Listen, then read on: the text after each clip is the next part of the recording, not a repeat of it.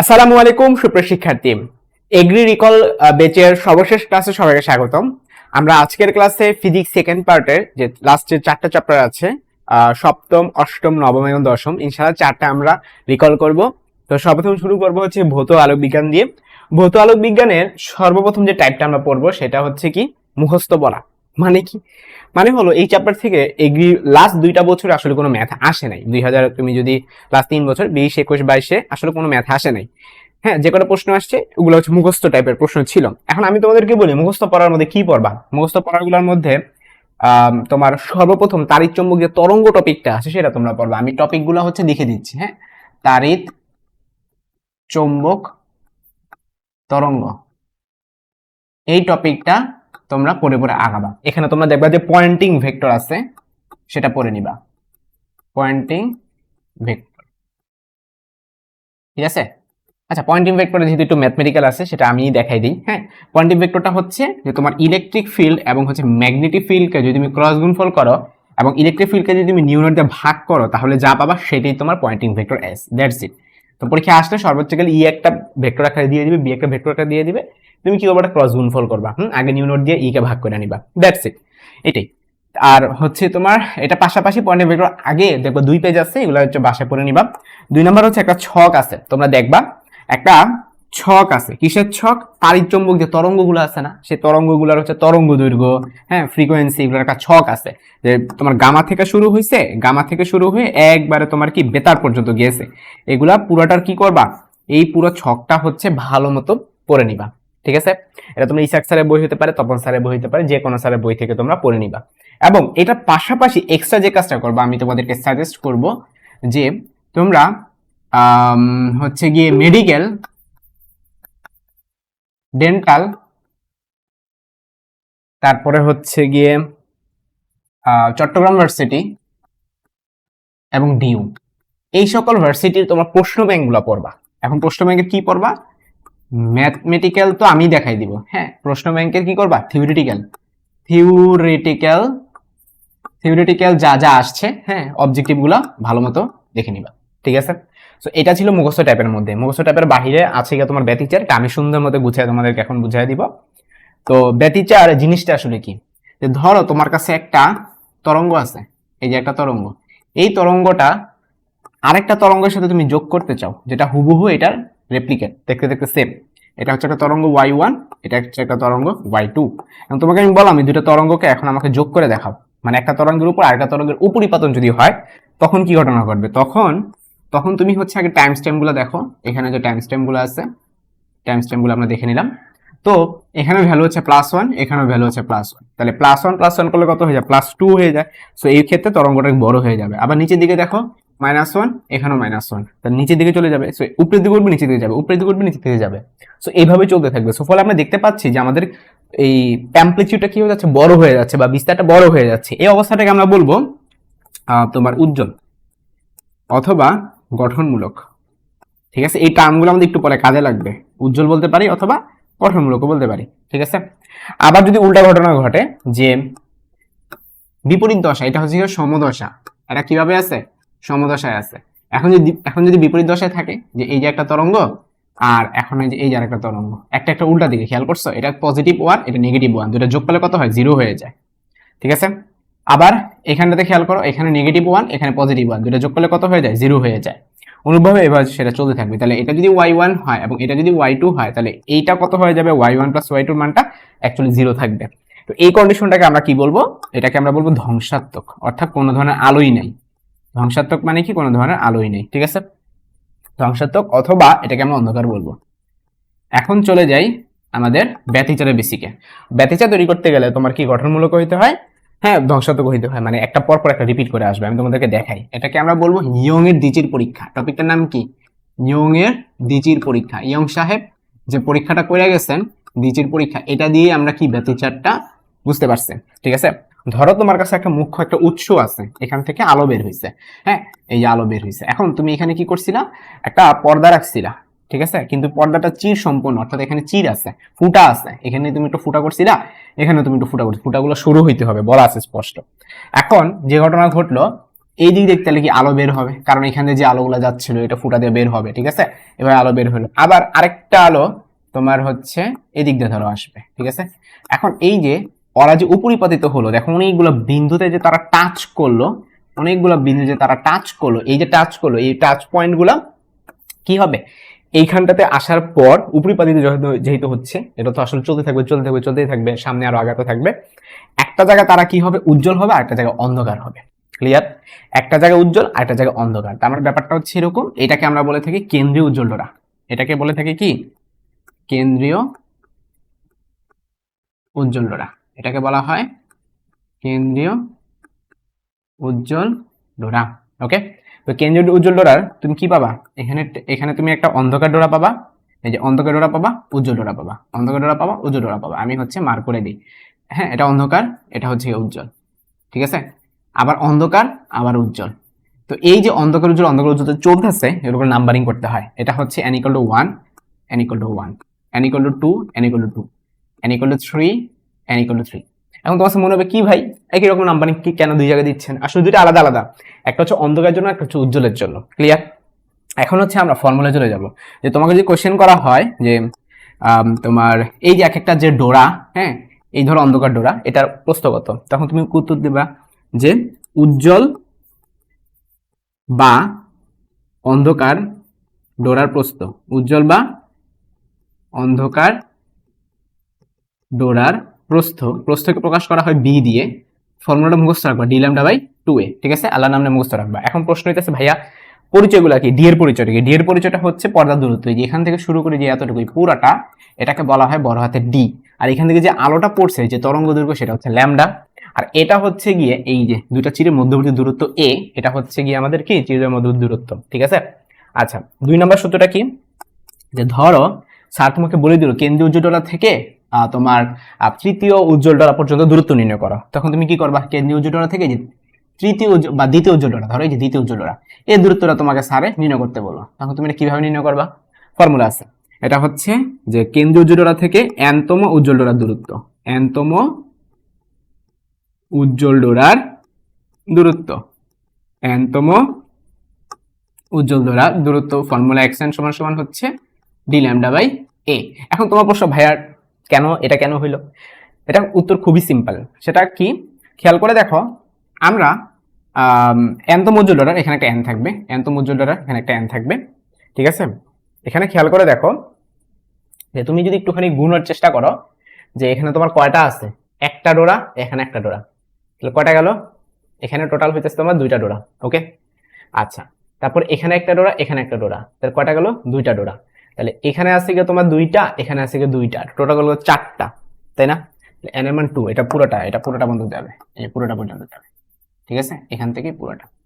তুমি গুণে কয়টা পাইলা, 1টা 2টা 3টা 4টা পাইলা। এখন 4টা কি, এটার 4 গুণ না, এটার কয় গুণ, 4 গুণ। তাহলে এটাকে তুমি 4 দিয়ে গুণ করো, তাহলে D lambda divided by 2a গুণন 4, তাহলে উত্তর কত আসে, 2d ল্যামডা বাই a আসে না? এটা উত্তর আসে তো? ওকে, এখন এই সূত্রের মধ্যে তুমি ভ্যালুটা বসাই দাও, n এর মান কত ছিল, 2 ছিল, n এর মান 2 বসাই দাও, দেখো এটার সাথে এটা মিলে গেছে। আশা করি তোমাদের ক্লিয়ার হয়ে গেছে। ওকে, এটা ছিল n তম উজ্জ্বল ডোরার ক্ষেত্রে। বাট অন্ধকার ডোরার ক্ষেত্রে 1 কমে যাবে। তুমি যখন অন্ধকার ডোরা নিয়ে আসবা, n তম উজ্জ্বল ডোরা না বলে তুমি যদি অন্ধকার ডোরা বলো, অন্ধকার ডোরার দূরত্ব নির্ণয় করতে যাও, তখন কি হয়ে যাবে, 1 কমে যাবে। হ্যাঁ, বা এই জিনিসটাকে আমরা চাইলে জোর আকারও ফরম্যাট নিয়ে আসতে পারি, ডি ল্যামডা বাই 2a। তাহলে এটা কি হয়ে যাবে বলো দেখি, 2n - 1 into D lambda by 2a। মানে এটা অ্যাকচুয়ালি হইতেছে একটা প্রস্থ, একটার প্রস্থ হইতেছে ডি ল্যামডা বাই 2a, ঠিক আছে। এখন n তম অন্ধকার, তো তুমি যখন অন্ধকারে ডোরা দিকে তুমি চলে যাবা, যেমন এটা হচ্ছে তোমার অন্ধকার, মানে তুমি যদি এতটুকু নিতা, হ্যাঁ, এটা হচ্ছে অন্ধকার, তাহলে কি হতো বলো তো, n এর মান তুমি 2 বসায় দাও, তাহলে 2 × 4 - 1, তাহলে 3 হইতো, তাহলে 3 into D lambda by 2a। তো এখান থেকে এতটুকু হচ্ছে ডি ল্যামডা বাই 2a, তাহলে 3 দিয়ে গুণ করলে কত হয়, 1টা 2টা 3টা, দেখছো এটার সাথে মিলে গেছে। এই ছিল সূত্র প্রমাণগুলো। এখন হইছে কি, বইয়ের মধ্যে দেখবা মাইনাস দেয় নাই, বইয়ের মধ্যে প্লাস দিছে, বইয়ের মধ্যে কি দিছে, প্লাস দিছে। আসলে দুইটাই কারেক্ট, তবে কখন কোনটা অ্যাপ্লাই করতে হবে জেনে নাও। যদি সারা বলা দেয় তৃতীয় উজ্জ্বল ডোরা, তাহলে তুমি এখানে n এর মান যা তাই বসাতে পারবা, n এর মান কত হবে, যা দিবে তাই বসাবা, যাই দিবে তাই বসাবা। কিন্তু এখানে একটু কাহিনী আছে, এখানে n এর মান কি হবে, n এর মান 1 কমবে, n এর মান 1 কমবে। মানে স্যার যদি তৃতীয় উজ্জ্বল ডোরা বলে তাহলে তুমি এখানে n এর মান 2 বসাবা, ঠিক আছে। স্যার যদি দ্বিতীয় উজ্জ্বল ডোরা বলে তাহলে তুমি n এর মান 1 বসাবা, 1 কমাই দিবা। কারণ এখানে এই সূত্র যখন প্রমাণ করা হয়েছে n এর মানটা ধরা হয়েছে 0 1 2 3 এভাবে, আর এই সূত্রের ক্ষেত্রে n এর মানটা হচ্ছে 1 2 3 এইভাবে। তাহলে স্যার যখন দ্বিতীয় উজ্জ্বল ডোরা বলবে, দেখো 1 2 n এর মান 2 হবে। আর এইটার ক্ষেত্রে দ্বিতীয় উজ্জ্বল ডোরার ক্ষেত্রে কি, এটা হচ্ছে প্রথম, এটা হচ্ছে দ্বিতীয়, n এর মান 1। এর জন্য তুমি ফার্স্টে শূন্য থেকে শুরু হয়েছে, এর জন্য n এর মানটা অলওয়েজ 1 কম থাকে। তো তুমি সমস্যা নেই, n এর মান 1 বসায় দেখো, দ্বিতীয় উজ্জ্বল ডোরা n এর মান 1 বসাও, 2 1 2 যোগ 1 3, 3d ল্যামডা বাই 2 মিলছে, তো উপরের সাথে মিলে গেছে, ঠিক আছে। মানে টেকনিক্যাল অনুযায়ী মিলছে আর কি। সো আশা করি তোমাদের পুরোপুরি ক্লিয়ার হয়ে গেছে। এটা কি ছিল, এনতম উজ্জ্বল বা অন্ধকার ডোরার জন্য। ওকে, এরপর আমরা আরেকটা শিখবো ডোরা ব্যবধান। এটা কি শিখবো, ডোরা ব্যবধান। ডোরা ব্যবধান বলতে কি বোঝায়, একটা অন্ধকার এবং একটা উজ্জ্বল মিললে ডোরা ব্যবধান বোঝায়, ঠিক আছে। ডোরা ব্যবধান, ডোরা ব্যবধান মানে ডেল এক্স। এটা ফর্মুলা কত, ডি ল্যামডা বাই এ। কেন, একটা উজ্জ্বল এবং একটা অন্ধকার, তো আমরা একটা উজ্জ্বল জানি ডি ল্যামডা বাই 2a, আবার একটা অন্ধকার, তাহলে কি এটা দ্রুত পরস্পর সমান, তার মানে কি 2 দিয়ে গুণ করতে হবে টোটালটা বের করতে গেলে। ডি ল্যামডা বাই 2a গুণন 2 2 2 কাটাকাটি গেলে ডি ল্যামডা বাই a থাকে, এই যে ডি ল্যামডা বাই a, এটা গেল। এবং সর্বশেষ যে সূত্রটা শিখবো সেটা হচ্ছে গিয়ে তোমার পরপর দুটি উজ্জ্বল ডোরার, পরপর পরপর দুটি উজ্জ্বল ডোরার, দুটি উজ্জ্বল ডোরার কেন্দ্রের মধ্যবর্তী দূরত্ব। এই সূত্র যদি আমরা বের করতে যাই, কেন্দ্রের মধ্যবর্তী দূরত্ব, পরপর দুটি উজ্জ্বল ডোরা কেন্দ্রের মধ্যবর্তী দূরত্ব। এখন আমরা এটা বোঝার চেষ্টা করবো। দেখো ভাইয়া, পরপর মানে কি, মানে তুমি একটা উজ্জ্বল ডোরা নিছো, এই যে ধরো এটা একটা উজ্জ্বল ডোরা কেন্দ্র, কেন্দ্র মানে কি, এই যে পুরোটার মাঝখানে বিন্দুটা কেন্দ্র। তো একটা উজ্জ্বল ডোরা তুমি কি করছো, কেন্দ্র নিছো, এবার তুমি ঠিক পরের উজ্জ্বল ডোরাতে চলে যাবা। এখন এটা পরের উজ্জ্বল ডোরা কোন জায়গায়, এই জায়গাটা না, এখন তোমাকে স্যার এখান থেকে এই দূরত্বটা বের করতে বলছে, এটা খুব ইজিলি বের করা যাবে। খেয়াল করে দেখো, এটা কি, এখান থেকে এতটুকু কি, একটা ডোরার অর্ধেক, একটা প্রস্থের অর্ধেক, এই যে এইটার অর্ধেক, এটার অর্ধেক, ঠিক আছে। তাহলে এখন তুমি গুইনা দেখো তো মোট কয়টা তুমি প্রস্থ পাচ্ছ, মানে এতটুকু হচ্ছে বি বাই 2। ওকে, কারণ এই পুরোটা ছিল বি, এতটুকু বি বাই 2, আবার এতটুকু বি বাই 2, ঠিক আছে। তাহলে বি বাই 2 যোগ করলে বি হয়, আবার এতটুকু হচ্ছে কি বি, মানে যদি একটু অন্য কালার দিয়ে দেখাই আরো বেটার হয়, এখান থেকে এতটুকু হচ্ছে বি বাই 2, এখান থেকে এতটুকু বি বাই 2, আর এখান থেকে এতটুকু বি। তাহলে B by 2 plus B by 2 plus B কত হইলো, 2b। আচ্ছা, তো 2b মানে কি, যে এই বি এর কথা বলতেছি, তাহলে 2 ইনটু এইটা, তো 2 ইনটু এটা করলে 2 টু কাটাকাটি গিয়ে ডি ল্যামডা বাই a থাকে। সো এটার ক্ষেত্রে ফর্মুলাটা হবে ডি ল্যামডা বাই a, ঠিক আছে।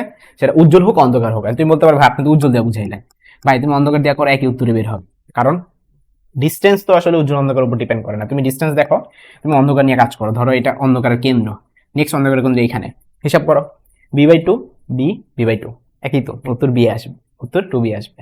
সো আশা করি তোমাদের পুরোপুরি এটা ক্লিয়ার হয়ে গেছে, ঠিক আছে। সো এটা ছিল দ্বিতীয় পরীক্ষার জন্য ফর্মুলা। এখন আমরা চলে যাব হচ্ছে এইটার সাথে আরো অনেকগুলা ব্যাপার স্যাপার আছে, যেমন অপবর্তন কোণ আছে, গ্রেডিং আছে, হ্যাঁ অপবর্তন আছে। তো আমরা সবগুলো এখন একসাথে একটু শেখার চেষ্টা করব, ঠিক আছে।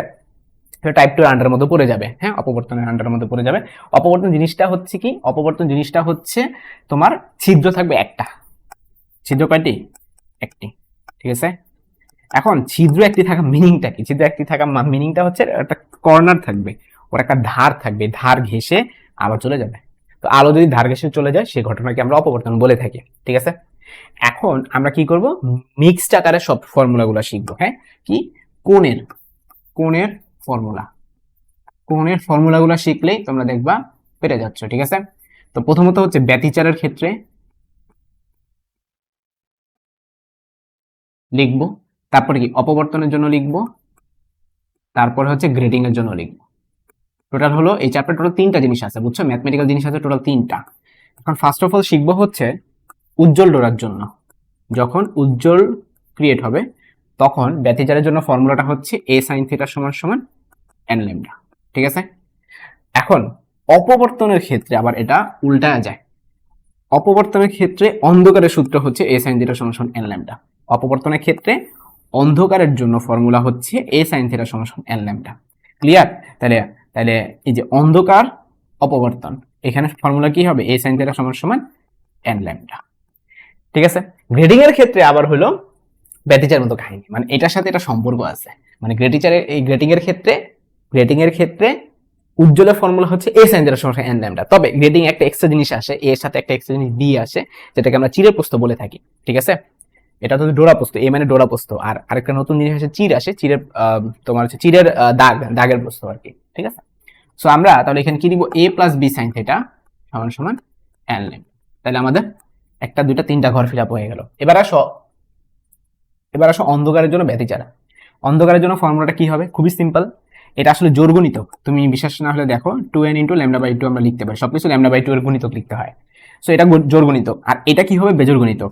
হ্যাঁ, তবে অবশ্যই প্লাস, এটা কিন্তু মাইনাস হবে না, এটাতে আবার মাইনাস হয় না, ঠিক আছে। 2n plus 1 into lambda by 2। এই বেজোর গুণিতক কার জন্য হয়েছে, অন্ধকার। কি ঘটনা, ব্যতিচার। এখন ব্যতিচারে যেটা অন্ধকার হয়, অপবর্তনে সেটা উজ্জ্বল হয়, মানে উল্টাটা। ব্যতিচারে অন্ধকার মানে কি, অপবর্তনের উজ্জ্বল। ফর্মুলা মনে রাখা টেকনিক আর কি। তাহলে এই জিনিসটা এখন এখানে হবে, হ্যাঁ, a sin থিটা সমান সমান 2n plus 1 into lambda by 2। আবার এটা তোমাদের বলছিলাম গ্রেটিং এর সাথে আবার ব্যতিচারে মিলে আছে, তার মানে এই সূত্রটা এখানে হবে, শুধুমাত্র এর জায়গায় একটা বি যোগ আকারে হয়ে যায়, ঠিক আছে। সো এরই মাধ্যমে আমাদের তিনটা টপিক একসাথে শেষ, কারণ সূত্র যে পারে সে ম্যাথ আরামসে করতে পারবে, ঠিক আছে। হ্যাঁ, জাস্ট এখানে একটু পরিচয় দিয়ে নি, a প্লাস বি এর আবার একটা পরিচয় আছে, যে n সমান সমান 1/d সমান সমান a প্লাস বি, ঠিক আছে। a প্লাস বি এর পরিচয়টা কি, a প্লাস বি কে আমরা একসাথে আবার d বলে থাকি, এটাকে আবার যদি উল্টায় দিই আমরা গ্রেটিং সংখ্যা n পেয়ে থাকি, ঠিক আছে। ওই যে প্রতি এই সেন্টিমিটার যতগুলা দাগ থাকে। তো আমি অনেক অতিরিক্ত পড়াই ফেলছি, কারণ তোমাদের কৃষিতে এত কিছু লাগবে না। কৃষিতে হচ্ছে মুখস্থটাই টাইপ 1 থেকে সবচেয়ে বেশি এসে পড়বে। আমরা যদি একটু প্রশ্ন দেখি, কি বলছে, নিচের কোন বনের আলো তরঙ্গদৈর্ঘ্য সবচেয়ে বেশি। তোমাদেরকে যে ছক করতে বলছিলাম, ওই ছকের মধ্যে এটা পাবা। হ্যাঁ, যে সবার ছোট ছিল হচ্ছে কি তোমার তরঙ্গদৈর্ঘ্য সবচেয়ে কম হলো গিয়ে গামা রশ্মি, তারপরে আস্তে আস্তে বাড়তে বাড়তে বাড়তে বেতারে সবচেয়ে বেশি হয়। মাঝের দিকে আমাদের কি আছে, আমাদের হচ্ছে এই আলোক রশ্মিগুলো আছে, ঠিক আছে। আলোক রশ্মিগুলো আবার 7টা কালার বিভক্ত আছে, বেনিয়া সহ কলা। ওখানে আমাদের সবচেয়ে কম হলো বেগুনি। হ্যাঁ, সবচেয়ে কম হচ্ছে বেগুনি, বেনি আ স হ কলা। তো তুমি যত বাম থেকে ডানে যাবে তত তোমার ল্যামডার মানটা বৃদ্ধি পেতে থাকবে। সো স্যারে কোশ্চেন করছে তরঙ্গদৈর্ঘ্য কার বেশি, তুমি এটার উত্তর কি দিবা, সবার ডানে যে আছে লাল। So the correct answer is লাল। এখন লাল তো অপশনে নাই, তো লাল না থাকলে সমস্যা নেই, তুমি লালের আগে কি আছে, কমলা আছে, কমলা তো অপশনে আছে। সো সঠিক উত্তরটা হয়ে যাবে কমলা, ঠিক আছে। সো তাহলে আমরা সঠিক উত্তরটা পেয়ে গেলাম কমলা। কি হলো,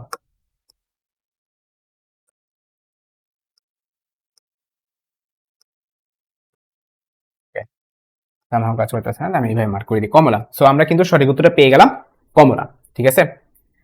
আচ্ছা, এখন চলে যাচ্ছি হলো আমাদের পরবর্তী প্রশ্নে, যে দৃশ্যমান আলো তরঙ্গদৈর্ঘ্যের পাল্লাটা কত। তো কেমিস্ট্রিতে তো আমরা পড়ছিলাম খুব সুন্দর মতো যে 3.8 থেকে শুরু হয় অ্যাকচুয়ালি, বা তুমি এটাকে ন্যানোমিটার যদি কনভার্ট করো, আমি যদি মিটার আকারে না বলি, 380 ন্যানোমিটার থেকে কত 780 ন্যানোমিটার পর্যন্ত, ঠিক আছে। এটা হচ্ছে তোমার পাল্লাটা। তো এখন ন্যানোমিটার আকারে দেয় নাই, এখানে হচ্ছে মিটারে কনভার্ট করছে, খুবই সিম্পল। 10⁻⁹ দিয়ে জাস্ট গুণ করে দিবা। 380 কে 10⁻⁹ যদি -9 দিয়ে আমরা গুণ করে দিই, তাহলে তখন সেই ভ্যালুটা কত হয়, 3.8 ইন্টু 10⁻⁷ কত -7। এখান থেকে কত হবে, 7.8 ইন্টু 10⁻⁷। এখন হয়েছে কি, এর নিকটতম আনসার যেটা আছে, 3.8 কে আমরা 4 লিখতে পারি, ঠিক আছে, 4 লিখতে পারি। কেমিস্ট্রিতে 3.8 লেখা, 3.8 থেকে 7.8 লেখা, বাট ফিজিক্সে 4 লেখা, সমস্যা নেই, একই, খুবই কাছাকাছি ভ্যালু। আর 7.8 কে আমরা 8 লিখতে পারি। তাইলে যদি তুমি কমন নাও, 10⁻⁷ যদি তুমি আলাদা লেখো, হ্যাঁ, 10⁻⁷ যদি তুমি আলাদা লিখো, তো নিকটতম কোনটা পাচ্ছ দেখো দেখি। আমরা 4 থেকে 8 পর্যন্ত, 4 থেকে 8 পর্যন্ত আমরা নিকটতম পাচ্ছি হচ্ছে অপশন এ পাচ্ছি, তাই না।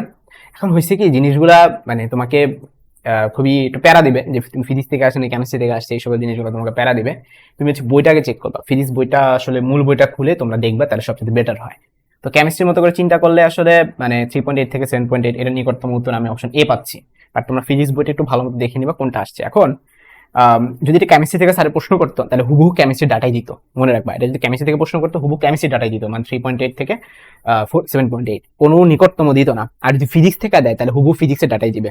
ক্লিয়ার, হুবহু ফিজিক্সের ডাটা দিবে। এখন তুমি ফিজিক্সের ডাটা একটু দেখে নিবা, যে আসলে বইয়ের মধ্যে কি আছে, ঠিক আছে। বইয়ের মধ্যে এটা কোনটা আছে তোমরা একটু দেখে নিবা। তো ওই যে ছকটা পড়তে বলছি, ছকের মধ্যে তোমরা এটা আরামসে পেয়ে যাবা। খুব সম্ভবত এটা মনে হয় 8 থেকে 4 দেওয়া, ঠিক আছে। খুব সম্ভব 7 থেকে 4 দেওয়া, এটা মেবি 7 ধরছে, এটা মেবি 4 ধরছে। যাই হোক, আমি তাহলে আমার কথার মূল উদ্দেশ্য কি, আমার কথার মূল উদ্দেশ্য ফিজিক্সটা পড়বো, কেমিস্ট্রিও পড়বা। তো স্যারে তো দুই জায়গা থেকে প্রশ্ন করবে না, স্যার এক জায়গা থেকে প্রশ্ন করবে, কোনো নিকটতম মান দিবে না, এক্সাক্ট মানই দিবে। এখন যদি তুমি দেখো যে কেমিস্ট্রির সাথে এক্সাক্ট মিলতেছে না, তাহলে নিশ্চয়ই ফিজিক্স থেকে কোশ্চেন করছে, তুমি ফিজিক্স থেকে যেটা পড়ছো সেটা জায়গায় দিবা। ক্লিয়ার, খুব সম্ভবত এটা মনে হয় 7 থেকে 4 দিয়ে দিছে, ঠিক আছে। সো তোমরা এটা একটু চেক করে নিবা। ওকে, নেক্সট কোয়েশ্চেন। নেক্সট হচ্ছে গিয়ে তোমার মানে ম্যাথমেটিক্যাল আর কোনো কিছু নাই। তার মানে আগে তোমাদের বলছি ভৌতালোক বিজ্ঞান থেকে থিওরিগুলো একটু বেশি ভালো মতো পড়বা, আর যদি ম্যাথ এসে পড়ে কোনো প্যারা নাই, আমি যা করেছি এখান থেকে আসবে, ঠিক আছে। আমি যে তোমাদেরকে দেখাইলাম, যে তোমার যে ফর্মুলাগুলো বুঝাই দিলাম, এখান থেকে তোমাদের আসবে। আর যদি বলো ভাইয়া ম্যাথ করাই দেন, বা এখান থেকে কি টাইপের ম্যাথ আসতে পারে, চলো সেগুলো একটু আলোচনা করে দিই। মানে ব্যাতিচার থেকে আমি সূত্র তো সব বুঝাই দিছি, হ্যাঁ।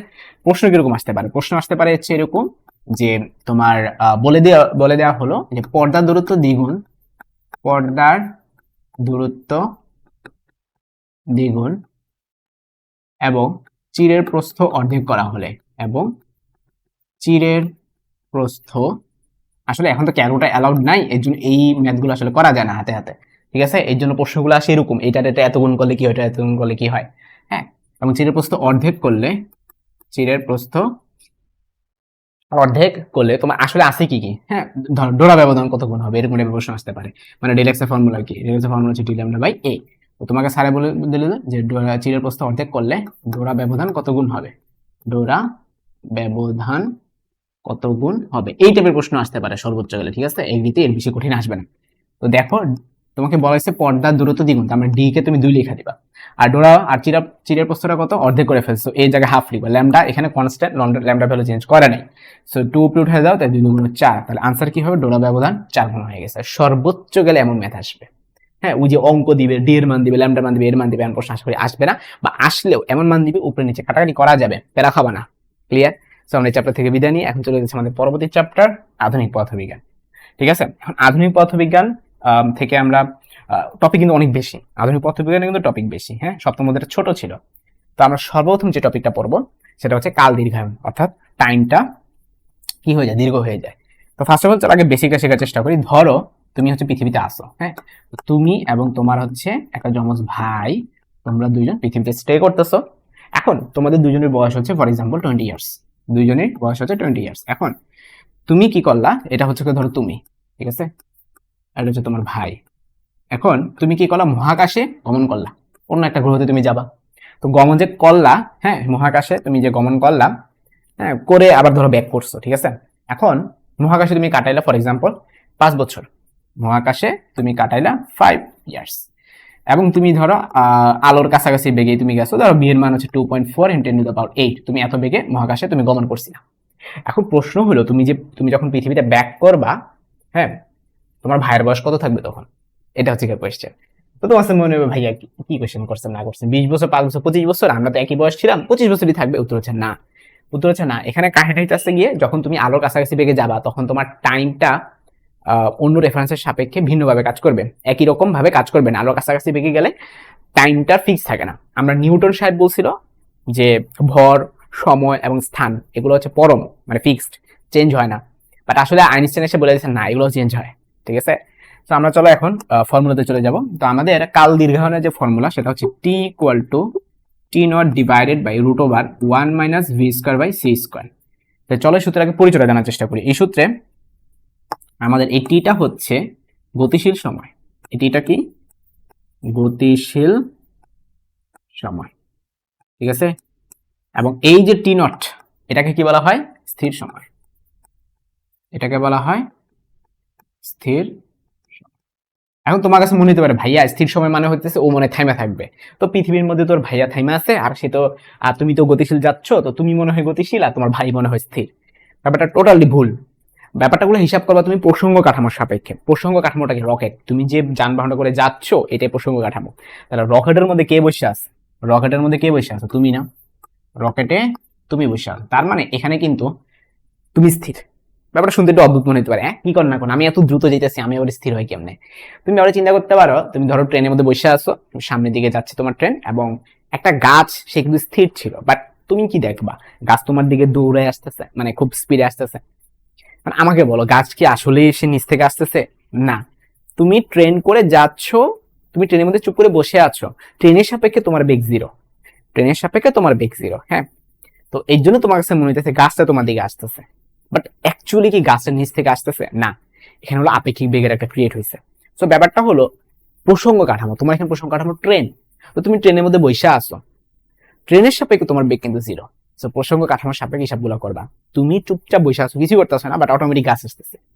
সো এখানে গাছটা গতিশীল, এবং তোমার ট্রেনের সাপেক্ষে তোমার বেগ শূন্য, কিন্তু ট্রেনের সাপেক্ষে গাছের বেগ কিন্তু শূন্য না, গাছটা তোমার দিকে আসতেছে।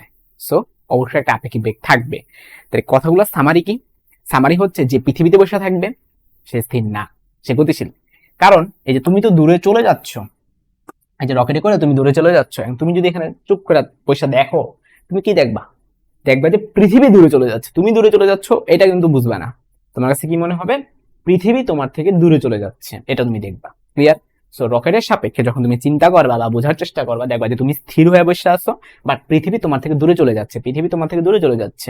সো পৃথিবীতে যে বসে থাকবে তার টাইমটা হবে গতিশীল সময়, আর তুমি তোমার যে টাইমটা সেটা হবে স্থির সময়, অর্থাৎ রকেটে যে থাকবে। এখন রকেটে যে আছে তার বয়সটা, তার সে টাইম কাটাচ্ছে 5 বছর, ঠিক আছে। √1 মাইনাস, এখানে ক্যালকুলেশন গুলো খুবই বাজে দেখতে, ঠিক আছে, খুবই বাজে। তো আমরা যতটুকু পারি আগাই, একটু করে দেখি। হ্যাঁ, তোমার ভি এর মান কত? 2.4 × 10⁸, আর সি এর মানটা কত? 3 × 10⁸। এখন পুরোটার উপর স্কোয়ার হয়ে যাবে, 10⁸, 10⁸ কাটাকাটি, আবার 2.4 এবং 3 কিন্তু কাটাকাটি করা যায় কত দিয়ে? 0.6 দিয়ে। 0.6 দিয়ে কাটাকাটি করলে ওই যে তোমার এখানে কত হয় বলো দেখি? 0.6 দিয়ে কাটলে 4 × 6 = 24, এখানে 4 হবে, এখানে 5 হবে, ঠিক আছে। তার মানে দাঁড়াচ্ছিল তোমার 5 / √1 - 4² / 5², বা 16/25। এখন ভাইয়া 16/25 এর মান তুমি কি করবা? 1 থেকে 1 হচ্ছে মনে মনে 1 ধরে তুমি লসাগু করবা, তাহলে 25 - 16 উপরে হবে 9, নিচে হবে 25। এখন এটাকে আবার রুট করা লাগবে, তো 9/25 কে রুট করলে কত? 3/5 হয়, ঠিক আছে। তাহলে লিখে ফেলাম 3/5। দেখছো কি ভয়ঙ্কর ক্যালকুলেশন হাতে করে ফেলাম। তাহলে 5 × 5 = 25, নিচে হবে গিয়ে 3, ঠিক আছে। সো আমরা কিন্তু পেয়ে গেলাম। এখন 25 কে 3 দিয়ে ভাগ করার কোনো ব্যাপারই না, খুবই সহজ। তুমি 3 25 এভাবে করো, হ্যাঁ, 3 × 8 = 24, থেকে 1, হ্যাঁ, তাহলে দশমিক দিয়ে দাও, মনে শূন্য দাও, আবার 3, 8.33 এর মতো। ক্লিয়ার? এখানে আবার এটা আবার চলতে থাকবে, এটা চলতে থাকবে। সো 8.33 ইয়ার্স এর মতো। সো খেয়াল করো, তোমার বয়স কাটছে 5 বছর, বাট তোমার ভাইয়ের বয়স কেটে গেছে 8.33 বছর। সো পৃথিবীতে আসার পর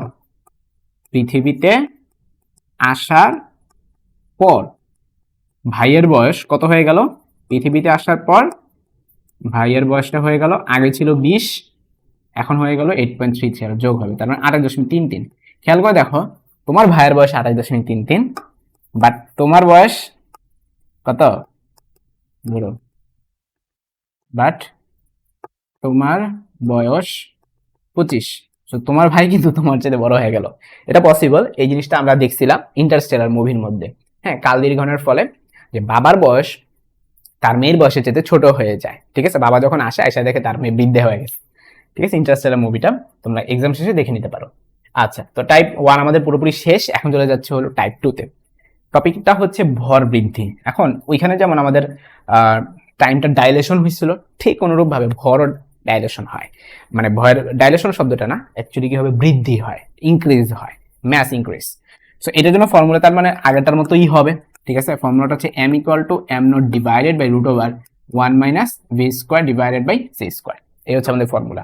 তো যদি ঠান্ডা মাথায় চিন্তা করা যায়, বা আগের গুলোর মতোই, মানে কি m0 হচ্ছে স্থির ভর, যতগুলো নট থাকবে সেগুলো স্থির লাগাই দিবা, স্থির ভর। অথবা এটাকে আমরা আরেকভাবে বলতে পারি প্রকৃত ভর। কোনো বস্তু যদি স্থির থাকে সেটা কি? তার প্রকৃত অবস্থা না? হ্যাঁ, আমি পুরো একটা ইলেকট্রন ধরো দৌড়াদৌড়ি করতেছে না, সে যেমনি আছে এমনি, আলো কাছাকাছি বেগে যাচ্ছে না, তাহলে তার কি প্রকৃত ভর? 9.1 × 10⁻31। কিন্তু সে যদি আলো কাছাকাছি বেগে যায়, তখন কি সেটা তার প্রকৃত ভর থাকবে? থাকবে না। তখন সেটা কি হয়ে যাবে? গতিশীল ভর হয়ে যাবে। তাহলে m মানে কি? গতিশীল ভর, ঠিক আছে, গতিশীল ভর। তো আমি যেহেতু আগে একটা ম্যাথ অলরেডি করাইছি, এখন আর কোনো মানে নেই, পুরো হুবহু আগের ম্যাথের মতোই তুমি নিজে ম্যাথ বানায় ফেলতে পারবা, বা যদি পরীক্ষা আসে করতে পারবা, প্যারা নেই। নেক্সটে চলে যাবো হচ্ছে টাইপ 3, যে দৈর্ঘ্য সংকোচন। এতক্ষণ গুলো বললাম সব বাড়তেছে, এখন কমতেছে। আসলে দৈর্ঘ্যের সাথে সম্পর্কগুলো হচ্ছে কিরকম? ব্যস্তানুপাতিক, ঠিক আছে। সো আমরা জিনিসটাকে এইভাবে বলবো, L = L0 × √1 - v²/c²। মানে আগে এই পুরো জিনিসটাকে আসলে একটা নাম আছে, এটাকে বলা হয় লরেঞ্জ কনস্ট্যান্ট। এটার নামটা কি? Lorenz constant. এই ভ্যালুটা এতক্ষণ ধরে সবসময় ভাগাকারে ছিল, এখন কিন্তু গুণাকারে আছে। খেয়াল করে দেখছো, এখন গুণাকারে। তো তার মানে কি? লরেঞ্জ কনস্ট্যান্টের মান কিন্তু অলওয়েজ 1 এর চেয়ে ছোট হয়। এই মানটা 1 এর চেয়ে ছোট। এখন 1 এর চেয়ে ছোট একটা ভ্যালু, 1 এর চেয়ে ছোট। এখন 1 এর চেয়ে ছোট একটা ভ্যালুকে যদি তুমি যাই দিয়ে গুণ করো না কেন, এই ভ্যালুটা অবশ্যই কি হয়ে যাবে? ছোট হয়ে যাবে। সো এল এর মানটা অলওয়েজ এল নটের চাইতে ছোট হয়, বাট আগের ম্যাথগুলোতে টি এর মানটা টি নটের চেয়ে কিন্তু বড় ছিল, আবার এম এর মানটা এম নটের চেয়ে কিন্তু বড় ছিল। সো মনে রাখবা টাইম এবং ম্যাস এই দুইটা একই রকম ভাবে কাজ করে, বাট লেন্থ কিন্তু ভিন্নভাবে কাজ করে, ঠিক আছে। মানে এখানের ক্ষেত্রে এই দুটাতে ক্ষেত্রে ইনক্রিজ ছিল, বাট এটার ক্ষেত্রে কিন্তু ডিক্রিজ হয়ে গেল। ওকে, তো আশা করি পুরোপুরি ক্লিয়ার হয়ে গেছে। আমরা এখন চলে যাচ্ছি আমাদের টাইপ 4 এ, গতিশক্তি এবং মোট শক্তি। তো আইনস্টাইন সাহেব কিন্তু অনেক আগে বলে দিয়ে গেছেন, আমরা ছোটকাল থেকে জানি যে ই equal to MC square. But আগে জানা লাগবে এই ইটা কি ধরনের ই, এই এনার্জিটা কিন্তু আসলে মোট এনার্জি, ঠিক আছে, মোট শক্তি। এখন জানো শক্তি কিন্তু আসলে শক্তি যে ফরম্যাট মূলত আমরা দুই ভাগে ভাগ করতে পারি, একটা হচ্ছে বিভব শক্তি আর একটা হচ্ছে গতিশক্তি, ঠিক আছে। আচ্ছা, এখন এই ই মানে হইতেছে মোট শক্তি, হ্যাঁ, তার মানে এটার মধ্যে ইপিও আছে, এটার মধ্যে ইকেও আছে, হ্যাঁ। তাহলে আমি ই এর মধ্যে লিখে ফেলি ইপি প্লাস ইকে সমান সমান এমসি স্কয়ার। একটু আগে তোমরা পড়ছিলাম যে এম নট মানে কিন্তু নিশ্চল ভর, এম নট মানে কি নিশ্চল ভর। আমি কি এখানে এম এর নিচে কি নট দিছি? দেই নাই। তার মানে এখানে এম বলতে কিন্তু গতিশীল ভরকে বোঝানো হয়েছে, এখানে এম বলতে গতিশীল ভরকে কিন্তু বোঝানো হয়েছে। তো আমরা নেক্সট কি কাজ করব, আমরা হচ্ছে ই কে বের করতে চাই। তাহলে ই কে সমান সমান M C square minus EP. এখন ইপি বা বিভব শক্তি নিয়ে একটু কথাবার্তা আছে। কোনো কিছু বিভব শক্তি কখন ম্যাক্সিমাম হয় বলো তো, বা আমরা বিভব শক্তি বলতে কি বুঝি? যে ধরো যে কোনো একটা বস্তু যখন সাম্যাবস্থায় থাকে, যখন কোনো একটা বস্তু কি থাকে সাম্যাবস্থায় থাকে, তখন তার মধ্যে যে এনার্জিটা সেটাই অ্যাকচুয়ালি এভাবে না, যখন কোনো একটা বস্তু সাম্যাবস্থায় থাকে তখন তার মধ্যে যে এনার্জি সেটাই কিন্তু আসলে বিভব শক্তি, ঠিক আছে। এখন বিভব শক্তি তুমি চেঞ্জ করতে পারো উপর নিচে নিয়ে, বাট আমার কনসার্ন ওইটা না, এটা তো উপর নিচে নেওয়ার প্রশ্ন না। ইপি বলতে বিভব শক্তি বলতে আমরা বুঝে থাকি যে সাম্যাবস্থায় তার যে এনার্জিটা থাকে, ঠিক আছে। একটা বস্তু ধরো চুপ করে আসছে, তখন তার মধ্যে যে এনার্জিটা আসছে, ঠিক আছে। তো এটার সাথে আবার ওই নিউটনের ওই যে কাজ শক্তি ক্ষমতার ওই টপিকটা আবার মিলাই ফেলো না, ঠিক আছে, এটা আলাদা জিনিস। তো তো এখন মানে ইন্টারনাল এনার্জি সহজ বাংলা ভাষায়, তো ইন্টারনাল এনার্জি তাহলে কি হবে বলো তো, ইপি সমান কত হবে, এম নট সি স্কয়ার হবে, ঠিক আছে। কেন এম নট? কারণ এম নট হইতেছে নিশ্চল অবস্থার ভর, তার মানে ভর ইন্টু বেগ স্কয়ার হবে। তবে এখানে ভরটা আগেরটার মতো এম হবে না, এই এমটা ছিল গতিশীল ভর আর এই এম নটটা হইতেছে স্থির ভর। তাহলে তাহলে আমরা কি করব, ইপি এর জায়গায় স্থির ভর এম নট সি স্কয়ার বসাই দিব। তাহলে যদি দুই পাশ থেকে সি স্কয়ার কমন নিয়ে নিই, তাহলে কি দ্বারা M minus M naught into C square. এর মাধ্যমে কিন্তু আমাদের গতিশক্তির ফর্মুলা কিন্তু বের হয়ে গেল, ঠিক আছে। পরীক্ষা আসলে তুমি এগুলো ম্যাথগুলো করে নিতে পারবে। এখন কি টাইপের প্রশ্ন আসতে পারে আমরা দেখবো, একটু পরে দেখবো, হ্যাঁ। তাহলে গতিশক্তি গেল। নেক্সট হচ্ছে গিয়ে ফটো ইলেকট্রিক ইফেক্ট, এটা খুবই গুরুত্বপূর্ণ একটা টপিক।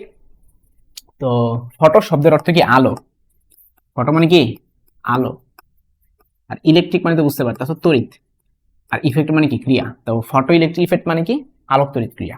ধরো তোমার কাছে একটা পরিবাহী আছে, তো পরিবাহীর মধ্যে অবশ্যই ইলেকট্রন থাকে, কারণ ইলেকট্রন গুলা কি তুমি মানে ধাক্কা দিয়ে নিতে পারবা না। এখানে ধরো তুমি একটা আলো ফেললা, আলোর অবশ্যই একটা এনার্জি আছে ই ইকুয়াল টু এইচ এফ।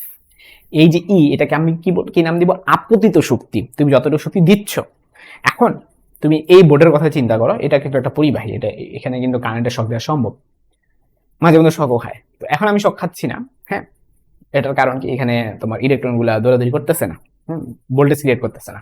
তো এই যে আমার এখানে লাইট গুলো জ্বলতেছে, এই লাইট গুলা এটার উপর কি পড়তেছে না? অবশ্যই পড়তেছে। একটা এনার্জি ক্রিয়েট, এনার্জি আপতিত হচ্ছে। আমার কথা এনার্জি আপতিত হচ্ছে, বাট আমি ধরতেছি কিন্তু আমার শক লাগতেছে না, কেন?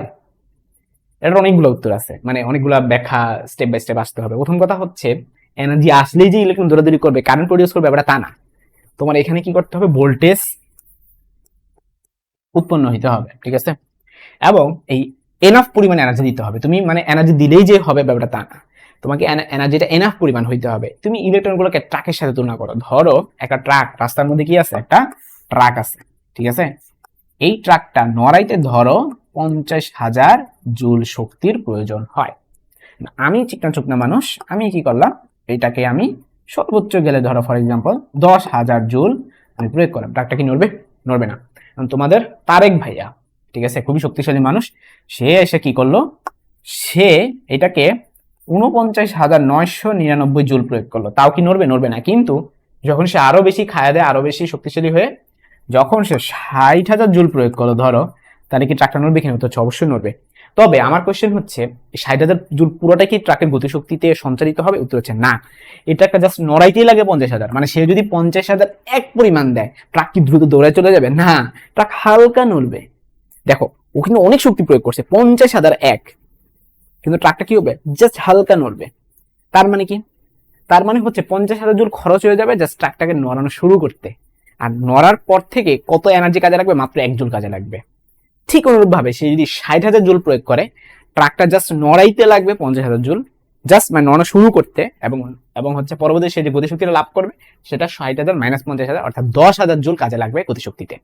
তাহলে আমরা জিনিসটা কিভাবে বলতে পারি যে 60,000 জুল মানে কি 50,000 জুল প্লাস 10,000 জুল, কথা ঠিক কিনা?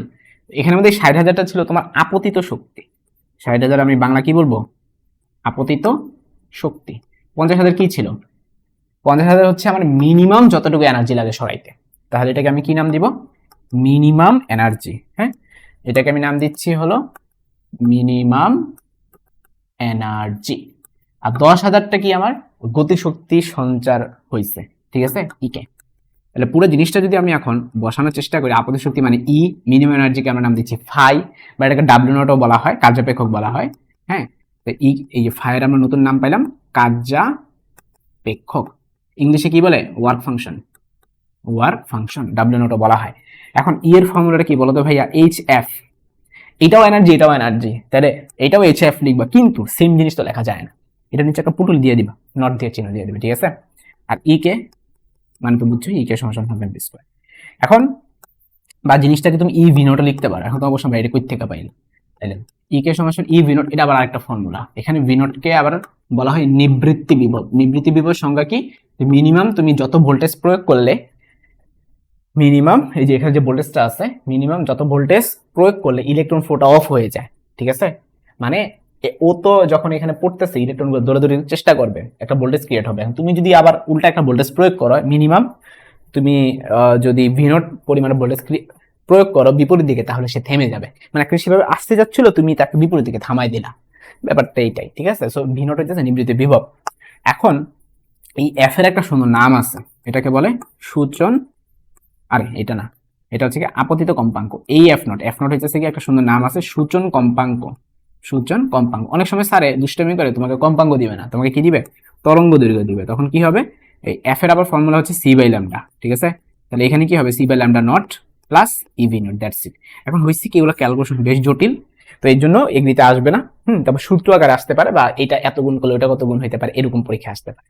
সো এরই মাধ্যমে কিন্তু আমার কি শেষ? আমার ফটোইলেকট্রিক ইফেক্ট বোঝানো শেষ। এখন আমরা এগ্রির প্রশ্ন দেখবো, ঠিক আছে।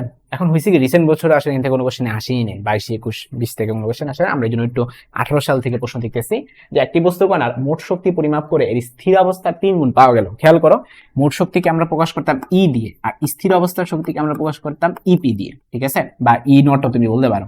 পাওয়া গেল, হ্যাঁ, এটার কত গুণ? দেখো, মোট শক্তি পাওয়া গেল স্থির অবস্থার 3 গুণ, তার মানে এখানে 3 হবে। তো স্যার বলছে ভি এর মানটা কত? দেখে মনে হয় এটা কি কোয়েশ্চেন, খুবই সহজ কোয়েশ্চেন। আমরা সবাই ই এর ফর্মুলা জানি। ই এর ফর্মুলা কি? E equal to M C square. আর ইপির ফর্মুলা কি? M naught C square, right. এখন উভয় পাশ থেকে তুমি যে কাজটা করবা, সি স্কোয়ারটা কেটে দিবা, এরপর এম এর ফর্মুলাটা বসাই দিবা। এম এর ফর্মুলাটা আমরা কি পড়ছিলাম? M naught divided by root over 1 minus V square by C square.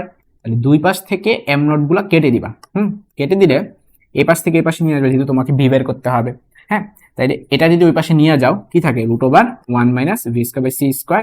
এই 3 কে যদি এই পাশে নিয়ে আসো, হ্যাঁ, কত থাকবে? 1/3 থাকবে। এরপরে উভয় পক্ষকে স্কোয়ার করে দিবা। স্কোয়ার করলে হয় 1 minus V square by C square সমান সমান 1/9, বা V square by C square সমান সমান 1 মাইনাস 1/9। 1 মাইনাস 1/9 মানে কি? 8/9। এরপর উভয়পক্ষকে কি করতে? রুট করা লাগবে। তাহলে ভি বাই সি সমান সমান 2√2/3। সো এর মাধ্যমে আমাদের কাঙ্ক্ষিত আনসার বের হয়ে গেল 2√2/3, সাথে একটা সি দিয়ে গুণ হবে, ঠিক আছে। সো এই হচ্ছে আমাদের কাঙ্ক্ষিত উত্তর। ওকে, তাহলে অপশনটা আমরা একটু খুঁজি। হ্যাঁ, আছে, অপশন সি তে আছে 2√2/3। এভাবে ম্যাথ আসতে পারে তোমাদের সময়। নেক্সট কোয়েশ্চেন, একটি ফোটনের তরঙ্গ দৈর্ঘ্য এত হলে কম্পাঙ্ক কত? দেখো, এটা আমরা direct formula, F equal to C by lambda. তো সি এর মান সবাই জানি, 3 × 10⁻8, এবং ল্যামডা হচ্ছে 3000 অ্যাংস্ট্রম। অ্যাংস্ট্রমকে মিটারে কনভার্ট করে 10⁻⁸ দিয়ে, ঠিক আছে।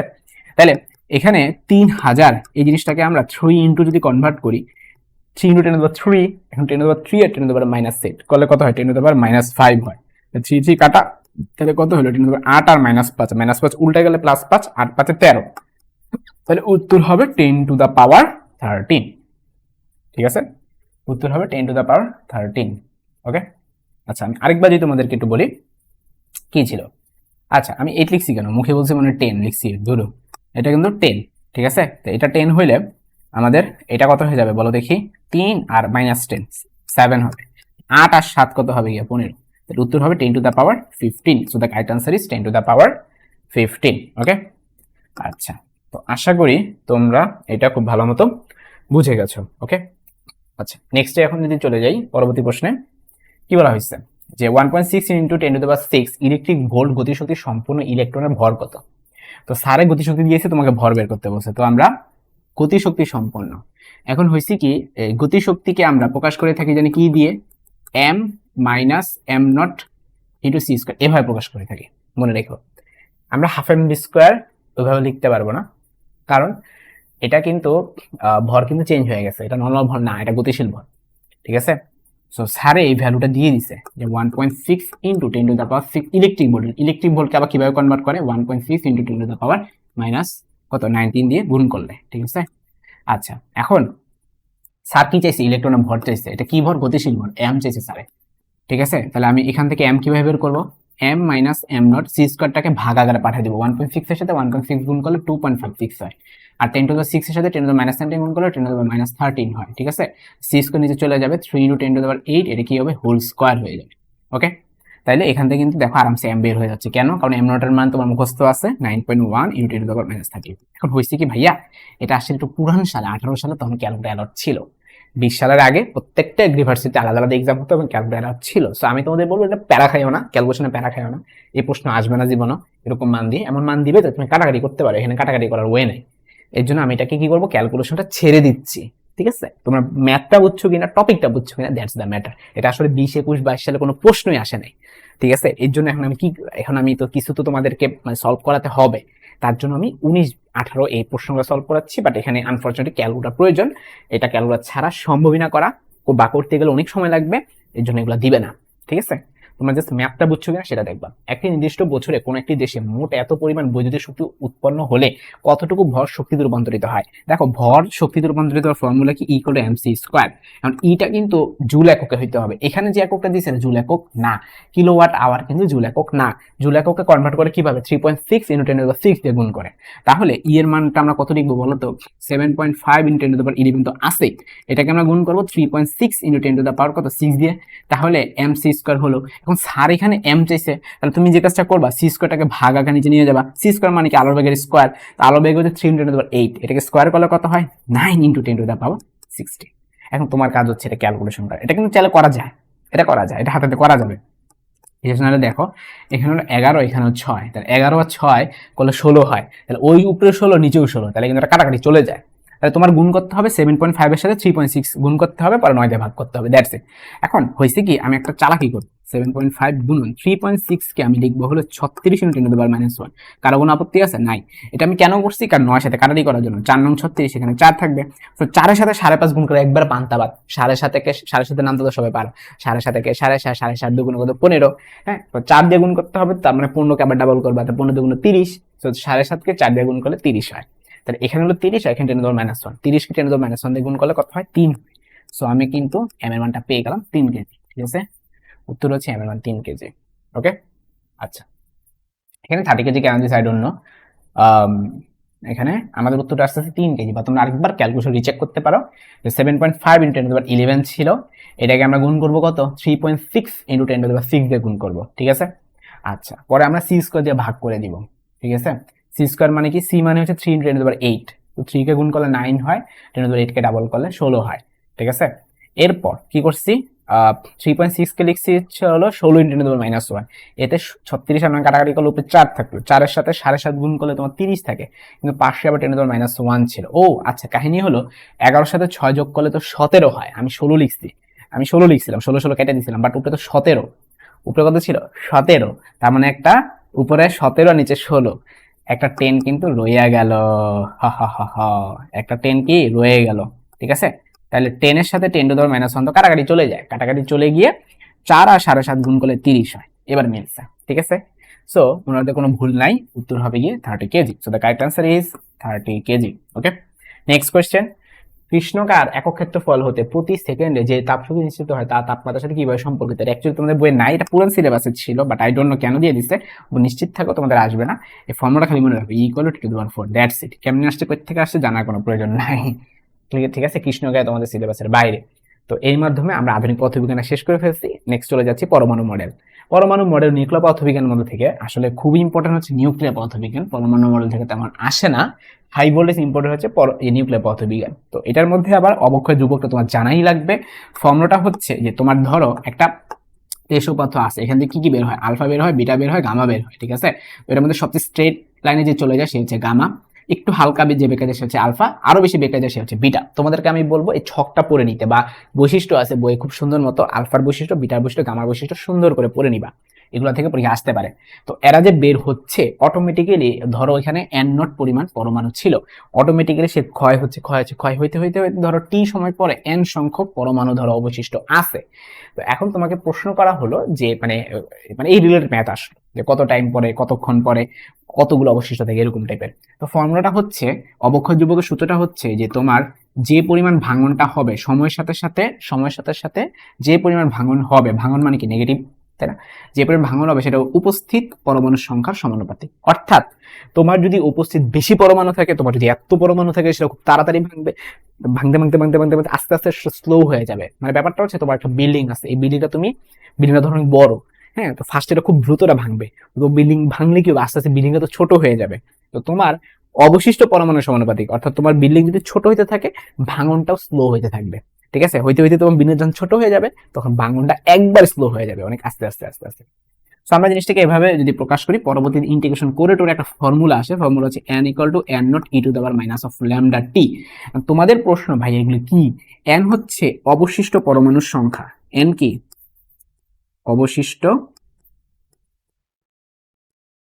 পরমাণুর সংখ্যা, ঠিক আছে। n নট মানে কি, আদি পরমাণুর সংখ্যা, আদি পরমাণুর সংখ্যা।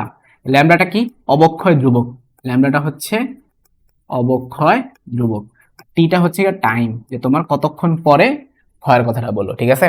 সো এই ছিল আমাদের অবক্ষয় ধ্রুবকের সূত্র। তো টাইপ 2 এর মধ্যে আছে কি গড় আয়ু এবং অর্ধায়ু। এখন অর্ধায়ু শব্দটার মধ্যে থেকে তুমি বুঝতে পারতেছো অর্ধেক আয়ু, মানে আমরা যেটা ফর্মুলা শিখলাম n equal to n naught E to the power n equal to n naught E to the minus of lambda T, এটাকে যদি এভাবে প্রকাশ করি সেটা কি বোঝা যায় বলো দেখি। এই জিনিসটা কি মিন করে, এটা মিন করে কত অংশ অবশিষ্ট আছে। এখন ধরো তোমার একটা বিল্ডিং ছিল, সেটা তুমি অর্ধেক ভেঙে ফেলছো, তো অর্ধেক ভাঙতে যে পরিমাণ টাইম লাগছে সেটাই তার অর্ধেক, ক্লিয়ার। অর্ধেক ভাঙতে মানে কি n বাই নটের মান হাফ, তাহলে হাফ সমান সমান E to the minus of lambda, এই টি কে টি লিখবে না, এটাকে লিখবা টি হাফ। পরে এই পাশ থেকে এই পাশে নিয়ে এসে লন টন আনলে টি হাফের একটা ফর্মুলা দাঁড়ায় যে লন টু অথবা 0.693, লন টু এর মান মুখস্থ রাখবা, 0.693 ডিভাইড বাই ল্যামডা, ঠিক আছে। এই ফর্মুলা খানা তোমার মুখস্থ রাখিতে হইবে, ক্লিয়ার। এটাই হচ্ছে অর্ধায়ু। এখন অর্ধায়ু তো আমরা শিখলাম, এবার আসি গড় আয়ুতে। গড় আয়ু জিনিসটা কি, গড় আয়ুকে প্রকাশ করা হয় টাউ দিয়ে। গড় আয়ু সংজ্ঞাটা হচ্ছে কি, ল্যামডার বিপরীতকে আমরা গড় আয়ু বলে থাকি, ঠিক আছে। ল্যামডা হচ্ছে অবক্ষয় আর টাউটা হচ্ছে গড় আয়ু। তো এখন আমি চাইতেছি কি টি হাফের সাথে টাউ এর একটা সম্পর্ক প্রডিউস করতে, তাহলে এখান থেকে নিয়ে আসো টি হাফ সমান সমান কি হবে 0.693 ইন্টু 1 বাই ল্যামডা, তাই না? ল্যামডা তো ভাগাকারে আছে, তুমি চাইলে পাশে গুণাকারে লিখতে পারো, ঠিক আছে, 1 বাই দিয়ে। তাহলে 0.693 ইন্টু কত হবে টাউ, এটা দিয়েও কিন্তু পরীক্ষায় অঙ্ক আসতে পারে, ক্লিয়ার। সো এর মাধ্যমে কিন্তু আমাদের গড় আয়ু শেষ, অর্ধায়ু শেষ। আর পরমাণু মডেল থেকে আসতে পারে তোমার কি ইলেকট্রনের ব্যাসার্ধ এবং শক্তি রিলেটেড ম্যাথ। যেমন ব্যাসার্ধ যদি স্যারে বের করতে বলে যে তৃতীয় কক্ষপথে ব্যাসার্ধ কত, হ্যাঁ, তো তুমি ম্যাথটা এইভাবে করবা, আর এন সমান সমান এ নট এন স্কোয়ার। এ নটের মান মুখস্থ 0.153 অ্যাংস্ট্রম, এটা মুখস্থ। এটা হচ্ছে তোমার প্রথম কক্ষপথে ব্যাসার্ধ। এখন স্যার যদি তৃতীয় কক্ষপথ বলে দেয়, তাহলে এন এর মান 3 বসাই দিবা, তাহলে 9 এ নট, মানে এটার মান তুমি এটাতে গুণ করে দিলে উত্তর পেয়ে যাচ্ছ। সো এটা আরামসে বের করা যাচ্ছে। এবার আসো শক্তি। শক্তি মানে কি এনার্জি, ইএন এর ফর্মুলাটা হচ্ছে -13.6 electric volt divided by N square. তোমাকে যদি প্রশ্ন করা হয় যে দ্বিতীয় কক্ষপথের এনার্জি কত, তখন তুমি কি বলবা যে দ্বিতীয় কক্ষপথ মানে কি E2 সমান সমান হবে -13.6 electric volt divided by 2 square মানে কত 4, তাহলে 4 আর 13.6, ঠিক আছে, 3 4 12, 1 থেকে 4 থেকে 3.4 হবে, ঠিক আছে। তাহলে উত্তরটা হচ্ছে 3.4 ইলেকট্রিক ভোল্ট। যদি তোমাকে বলে তৃতীয় কক্ষপথ এনার্জি কত, তাহলে তুমি আরামসে টেবিল করতে পারবা। অ্যাকচুয়ালি এই সূত্রটা আসছে বিরাট একটা সূত্র থেকে, ই নট সমান সমান মাইনাস 8 বা 8 n স্কয়ার h স্কয়ার, বিরাট একটা সূত্র আছে, ওগুলোর থেকে তোমার ভ্যালু ট্যালু বসায় এই ছোট্ট সূত্র বানানো হয়েছে। আবার অনুরূপভাবে এইটাও সেম কাহিনী, ঠিক আছে। সো তোমরা তাহলে ইলেকট্রনের ব্যাসার্ধ সূত্র শিখলাম, শক্তি সূত্র শিখলাম। নেক্সটে কি আমরা এখন প্রবলেম সলভ করব। তো প্রথমত হচ্ছে 2020 সালে একটা প্রশ্ন আসছে যে সৌরশক্তি কোন পদ্ধতিতে সৃষ্টি হয়, অর্থাৎ থিওরিটিক্যাল কোশ্চেন আসছে। সৌরশক্তি মনে রাখবা সৃষ্টি সৃষ্টি হয় ফিউশন, যেখানে রস্যকার আছে সেইটার, আর ধ্বংস বা ভাঙা, ভাঙা ধ্বংস বলা উচিত না, ভাঙা, ভাঙাটা হয় কিসের মাধ্যমে, ফিউশন। এই দুটো জিনিস মনে রাখবা, তাইলেই হবে। তাহলে স্যার যেখানে সৃষ্টি শব্দ বলবে সেখানে তুমি ফিউশন রস্যকার খুঁজবা, এই যে এখানে ফিউশন শব্দটা আছে, ঠিক আছে। ফিউশন আবার দাগাই দিও না ভুলে। নেক্সট কোয়েশ্চেন, 1 কেজি ভরা একটা তেজস্ক্রিয় মূল্যে একটি বস্তু মধ্যে 48 দিন পরে ওই মূলের মধ্যে এত কেজি পাওয়া গেলে মূলটির অর্ধেক কত। তো দেখো আমি যে তোমাকে যেভাবে করাইছি, সূত্রগুলো করাইছি, ওইভাবে যদি তুমি অঙ্কটা করো করতে পারবা, বাট সময় হয়ে যাবে। আমরা যে কাজটা করবো আমরা শর্টকাটে করবো, ঠিক আছে। তোমাদেরকে ওইখানে শর্টকাট শিখাই নেই, এখানে শর্টকাট শিখাচ্ছি। শর্টকাটটা হচ্ছে যে তোমার ফার্স্ট অফ অল তুমি আগে দেখবা তোমার এন এর মান কত, এন নট এর মান কত। ফার্স্ট অফ অল বলেছি 1 কেজি ভর ছিল, তার মানে তোমার আদি পরিমাণটা এন নট এর মান হচ্ছে 1 কেজি, আর একটা নির্দিষ্ট সময় পর তুমি পাইছো হচ্ছে 0.25 কেজি টি সময় পর, তাহলে এন এর মান কত 0.25। তাহলে আমরা যেটা প্রকাশ করতাম এন বাই এন নট, যে সরাসরি মাইনাস অফ ল্যামডা টি, হ্যাঁ, তাহলে এটা তো এখন প্রকাশ করা যাচ্ছে, তাই না। তো প্রকাশ করে আমরা কত পাই বলো দেখি, 0.25 ডিভাইডেড বাই 1, 0.25 ডিভাইড বাই 1 মানে কত 1/4, 1/4 সমান E to the power minus of lambda T. এখন এই জিনিসটাকে আমরা যদি 1/2 টু দ্য পাওয়ার n ফরম্যাটে ভাঙাই, খেয়াল করো 4 কে কি লেখা যায় 2 টু দ্য পাওয়ার 2, তাই না। 4 কে তো আমরা 2 টু দ্য পাওয়ার 2 লিখতে পারি, 2 টু দ্য পাওয়ার 2 লিখতে পারি, ঠিক আছে। এটাকে আবার আমরা একটা শর্টকাট, আমরা শর্টকাটে নিয়ে আসতে চাই, শর্টকাট হচ্ছে 1/2 টু দ্য পাওয়ার n, এই শর্টকাটটা। তো এখান থেকে আমরা কি পেলাম, যে যদি 1/4 হয়, এই 4 কে আমরা লিখছি 2 টু দ্য পাওয়ার 2, আর এই 2টাই হচ্ছে আমাদের n এর মান, ছোট হাতের n। তাহলে এই ম্যাথ থেকে আমরা শর্টকাটে কি পেলাম, n এর মান হচ্ছে 2, ঠিক আছে। এখন তো অবশ্যই ভাই এটা কি কামে লাগবে। তো ফার্স্ট অফ অল n এর মান যদি 2 হয়ে থাকে, তো তুমি এখান থেকে যে কাজটা করতে পারো, n সমান সমান n সমান সমান একটা ফর্মুলা আছে t divided by t half, এটা একটা ফর্মুলা, এটা শর্টকাট ফর্মুলা। তো n এর মান স্যার দিয়ে দিছে 2, ঠিক আছে। t এর মান কি বলছে দেখো, একটি বস্তুর মধ্যে 48 দিন পরে, তাহলে t এর মান 48, এই টিটা হচ্ছে টাইম, জাস্ট সময়, তাহলে 48, ঠিক আছে। তাহলে t হাফ কিন্তু আরামসে বের হয়ে যাচ্ছে, 48/2 করলে 24। ক্লিয়ার, খুবই সহজ ম্যাথ। এইভাবে আমরা করব। তুমি বলতে পারো ভাইয়া মানে কোন ভাবে ইজি, অবশ্যই এইভাবে ইজি, আমি যেভাবে আগে থেকে শিখেছিলাম ওইভাবে চেতে এই পুরো পেজটা তুমি এমনি বুঝাইলাম, এগুলো তোমার পরীক্ষাতে লিখা লাগবে না, তুমি অঙ্ক শুরু করবে এইখান থেকে। এটা মনে মনে করবা যে 0.25 মানে তো 1/4, আর 1/4 মানে কি, আমাকে তো 1/2 টু দ্য পাওয়ার n বানাইতে হবে। তো 1/4, 4 কে টু দ্য পাওয়ার বানাইলে কত হয়, 2 স্কয়ার, তাহলে n এর মান 2। যদি 1/8 থাকতো তাহলে 8, 2 টু দ্য পাওয়ার কত করলে 8 হয়, 2 টু দ্য পাওয়ার 3 করলে 8 হয়, তখন n এর মান তো 3। যদি সারে দিয়ে দিত 1/16, n বাই n এর মান যদি 16 হইতো, তাহলে n এর মান কত হতো 4 হতো, এরকম। যদি সারে দিয়ে তো 32, তাহলে n এর মান হতো 5, এরকম। তো আশা করি তোমাদের পুরোপুরি ক্লিয়ার হয়ে গেছে। হ্যাঁ, আমরা এখন পরের প্রশ্নে চলে যাই, সূর্য কোন প্রক্রিয়া হতে শক্তি পায়। ওই যে তোমার গঠন, যে তোমার এনার্জি ক্রিয়েট হওয়াটা, সেটা কি ফিউশন, ফিশন না কিন্তু। ট্রিটিয়ামের অর্ধজীবন সারে দিয়ে দিচ্ছে, বলছে 25 বছর পর একটা নির্দিষ্ট ট্রিটিয়ামের কত অংশ অবশিষ্ট থাকবে। বাচ্চাদের কোশ্চেন, আমরা ফর্মুলা শিখছি, অবশিষ্ট হচ্ছে 1/2 টু দ্য পাওয়ার n সমান সমান, এটা কিন্তু অবশিষ্ট, যত অংশ অবশিষ্ট থাকে n by n naught, n by n naught হইতেছে 1/2 টু দ্য পাওয়ার n। এটা এখানে এটা আমাদের এটা বের করতে হবে। এখন n এর মানে তো আমি জানি না, তাহলে অবশিষ্ট, আমি এটা শর্টকাট বের করে দিই, অবশিষ্ট ফর্মুলা হচ্ছে 1/2 two the power n। n এর ফর্মুলা আবার কি, n এর ফর্মুলা হচ্ছে t বাই t হাফ, ঠিক আছে। সব মান দিয়ে দিছে, বসায় দাও। 2 টু দ্য পাওয়ার t এর মান কত, t এর মান হচ্ছে 25 বছর, তাহলে উপরে হবে 25, আর t হাফ এর মান কত 12.5 বছর, তাহলে এখানে বলে দাও 12.5, ঠিক আছে। তো 25 ভাগ 12.5 করলে কত হয়, 2 হয়, তাহলে 1/2 two the power 2, 1/2 two the পাওয়ার 2 এর মান কত 1/4, so the correct answer is 1/4। কি মজা। তুমি এটা যদি বড় নিয়মে করতে যাও, n = n not e two the power minus of lambda t, তখন হচ্ছে অঙ্কটা অনেক বড় হয়ে যাবে, ঠিক আছে।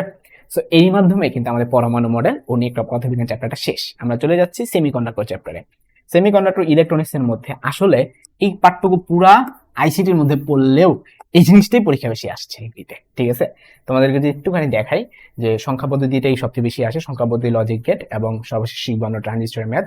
এখানে দেখো কি ম্যাথ প্রশ্ন আসছে 2021 সালে, কিন্তু একটা প্রশ্ন আসছে 99 হেক্সাডেসিমালের পরের সংখ্যাটি কত, বাইনারি এত, ডেসিমেল নাম্বার কত। দেখছো এগুলো কিন্তু তোমার লেটেস্ট কোশ্চেন, ঠিক আছে। এরপরে রেডিও এগুলোকে সিলিকনেক্স ম্যাথ দিয়েছে, এগুলো খুবই সহজ আছে। আমরা তার মানে আইসিটিটা পাঠ্যক্রমকে একটু বেশি গুরুত্ব দিব, মানে কি সংখ্যা পদ্ধতি এবং লজিক গেট এগুলোকে বেশি গুরুত্ব দিব, ঠিক আছে। এখন সংখ্যা পদ্ধতির মধ্যে আমাদের আছে কি, আমাদের সংখ্যা পদ্ধতি হচ্ছে ডেসিমেল, তারপরে কি আছে বাইনারি, তারপরে অক্টাল এবং সর্বশেষ হচ্ছে হেক্সা ডেসিমেল, ঠিক আছে। এখন আগে আমরা চলো বেসিক গুলো শেখার চেষ্টা। ডেসিমেলে বেসিক শেখার কিছুই নেই। ডেসিমেল হচ্ছে আমাদের নর্মাল সংখ্যা পদ্ধতি, অর্থাৎ 0 থেকে 9 পর্যন্ত। ডেসিমেলটা কি 0 থেকে 9 পর্যন্ত, ঠিক আছে, যেটা আমরা রিয়েল লাইফে ব্যবহার করে থাকি। বাইনারিটা কি, বাইনারি সংখ্যা পদ্ধতি হচ্ছে শুধুমাত্র 0 এবং 1 এই দুইটা নিয়ে আমাদের বাইনারি সংখ্যা পদ্ধতি গঠিত। অক্টাল, অক্টাল হচ্ছে 0 থেকে 7 পর্যন্ত, টোটাল কয়টা সংখ্যা, 8টা সংখ্যা। ডেসিমেলে 10টা সংখ্যা, বাইনারিতে 2টা সংখ্যা, হ্যাঁ, অক্টালে কয়টা, 8টা সংখ্যা। আর সর্বশেষ হচ্ছে হেক্সা ডেসিমেল। দেখো হেক্সা ডেসিমেল, ডেসিমেলে আছে 10টা আর হেক্সাতে আছে 6টা, তাহলে হেক্সা ডেসিমেল কয়টা হলো, টোটাল 16টা। তারপর 0 থেকে 9 পর্যন্ত থাকবে, এরপরে আবার এ থেকে এফ পর্যন্ত থাকবে, তাই টোটাল কয়টা হলো, 16টা। ওকে, এখন তোমাদের টেকনিক যদি শিখাই যে আসলে ডেসিমেলে কতর পরে কত হয়, 9 এর পরে সংখ্যাটা কি, তখন তুমি উত্তর কি দিবা, 10। আর আমার প্রশ্ন কেমনে বুঝা 10, ভাইয়া ছোটকাল যেতে নিয়ে শিখছে, আসলে কাহিনী অন্যরকম। দেখ তোমাদেরকে আজকে শিখাবো 9 পরে কেন 10 হয়। 0 1 2 3, হ্যাঁ, তোমাদের রাউন্ড করে বুঝাই। 0 1 2 3 4 5 6 7 8 9। দেখো তো কোনটার পরে কি হয়, তোমরা কিন্তু এটা জানো, হ্যাঁ। আর আমার কোশ্চেন হলো 9 এর পরে কত হয়, তখন তুমি উত্তর দিবে ভাইয়া 9 এর পরে 10 হয়। আমার প্রশ্ন কেন, এটা উত্তরটা হচ্ছে পরিশেষে ঘুরা ঘুরা আসে। তো 9 ঠিক পরের ডিজিট কত, 0, ঠিক আছে, এই জন্য এই 0টা হয়েছে। এখন তো অবশ্য ভাইয়া তাহলে এই 1 কই থেকে আসলো, আসলে হয়েছে কি, এগুলা প্রত্যেকটার সামনে কিন্তু মনে মনে একটা করে 0 ছিল, রাইট। প্রত্যেকটার সামনে মনে মনে একটা করে 0 ছিল, একটা করে 0 ছিল। 0 ছিল মানে কি, এটা তুমি কোনো এখনো গুঁড়ো নাই।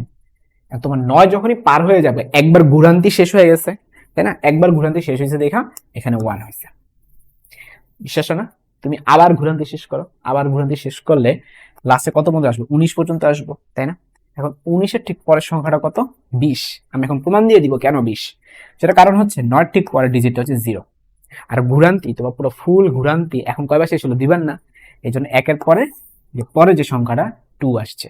এখানে কাহিনী আছে, এখানে একের পরে কেন 2ই কেন হইলো, কারণ হলো আমাদের এখানে একের পরে 2 ছিল, এর জন্য এখানে একের পরে 2 হয়েছে।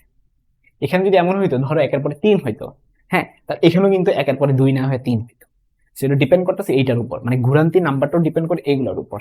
ক্লিয়ার। আমি জিনিসটা হচ্ছে তোমাদেরকে হেক্সাডেসিমেলটা বুঝাই। যেমন হেক্সাডেসিমেল হচ্ছে তোমার 0 পরের সংখ্যাটা হচ্ছে 1, তারপরে সংখ্যাটা 2, তারপর সংখ্যা 3, এরকম করে করে করে চলতে চলতে চলতে সেটা 9 পর্যন্ত আসে। এখন পরের সংখ্যাটা কিন্তু 10 না। হেক্সাডেসিমাল ক্ষেত্রে পরের সংখ্যা হচ্ছে a, তারপরটা হচ্ছে b, তারপরটা c, তারপর এটা d, তারপর এটা e, তারপর এটা f, এরপরে কিন্তু 0 আবার এসে পড়বে। তার মানে হেক্সাডেসিমাল f এর পরের সংখ্যাটা কিন্তু 0 আসে, ডিজিটটা 0।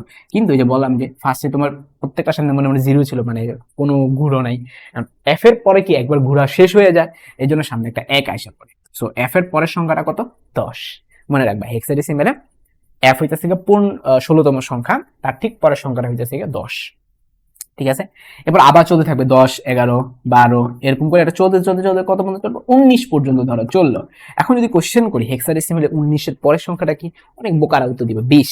না, আমরা কি পড়তেছিলাম, আমরা ডিজিটের দিকে তাকাচ্ছিলাম। 9 এর পরের ডিজিট কিন্তু a, তাইলে 19 এর পরের ডিজিটটা কি, 19 এর পরের ডিজিটটা হচ্ছে a।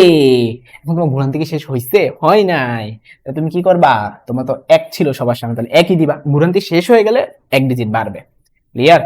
তাহলে 1 এর a হবে, এরকম করে চলতে চলতে চলতে এটা 1 এর f পর্যন্ত যাবে, ঠিক আছে। এখন কোশ্চেন হচ্ছে 1 এর f এর পরের সংখ্যাটা কি, f এর পরে তো ভাই আর তো কোনো ডিজিট নাই, আবার নতুন করে ঘুরান্তি শুরু, মানে আবার 0, তাহলে f এর পরেরটা হবে 0। আর এই 1টা কত হয়ে যাবে বলো দেখি, ঘুরান্তি তো শেষ, তাহলে 1 এর পরে এখানে 1 এর পরে যেটা থাকবে ওইটা হবে, এখানে 1 এর পরে 2 লেখা, তো তোমার ঘুরান্তি যেহেতু শেষ, মানে 2বার ঘুরান্তি, সো এখানে 2 হবে। আশা করি তোমাদের পুরোপুরি ক্লিয়ার হয়ে গেছে, ঠিক আছে। এটা ছিল কি, মানে কোনটার পরের কোন সংখ্যা সেইটা। এখন আমরা চলে যাব হচ্ছে সংখ্যা পদ্ধতি কি কনভার্সন, যে একটা থেকে একটা আমরা বানাবো। হ্যাঁ, ধরো সংখ্যা পদ্ধতি একটা আছে, আমি অন্য একটা বানাবো, এরকম আমি করতে চাই, ঠিক আছে।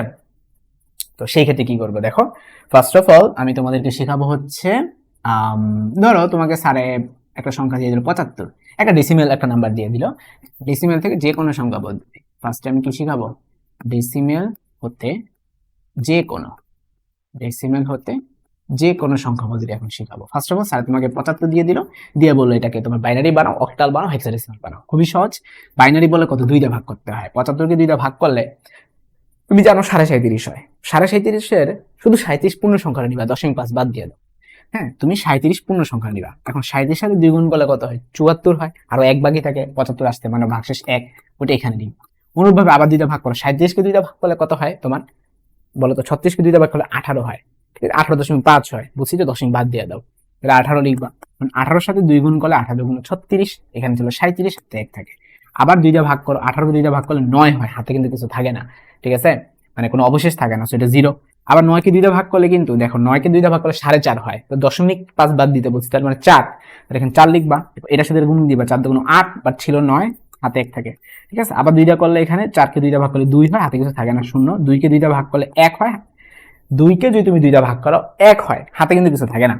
এখন 1কে যদি তুমি দুইটা ভাগ করো, খেয়াল করো, 1কে দুইটা ভাগ করলে 1 ভাগ 2 করলে কিন্তু 0.5 হয়। আমি আগেই বলছি এই পার্টটুকু নিবা না, শুধু এটা নিবা, ভাগফল, এটা ভাগফল, এটা ভাগশেষ।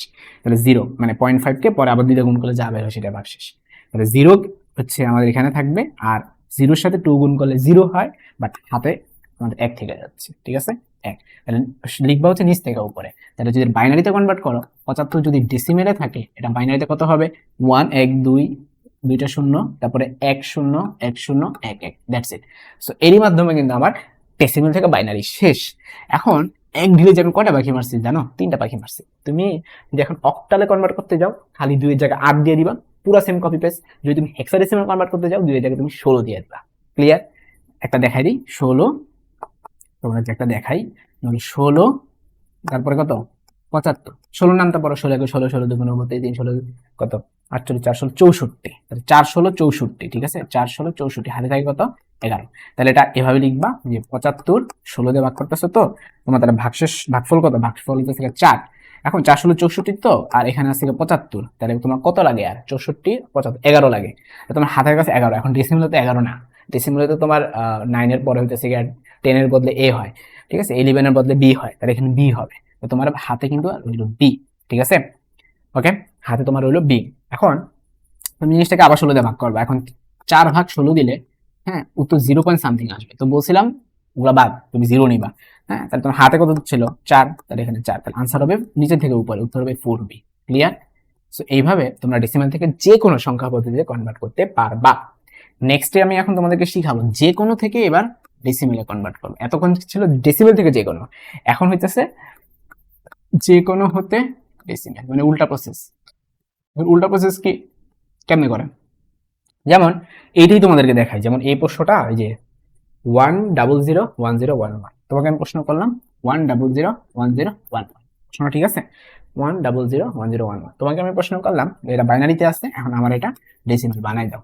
তো তুমি তো এটা উত্তর জানো, তাই না, মানে এই যে উত্তর কিন্তু আমাদের জানা আছে, উত্তর হচ্ছে 75। আমি প্রুফ করে দেখাবো কিভাবে 75 হয়েছে। তাহলে এর ফাঁকে কিন্তু আমাদের ম্যাথটাও শেখা হয়ে যাবে।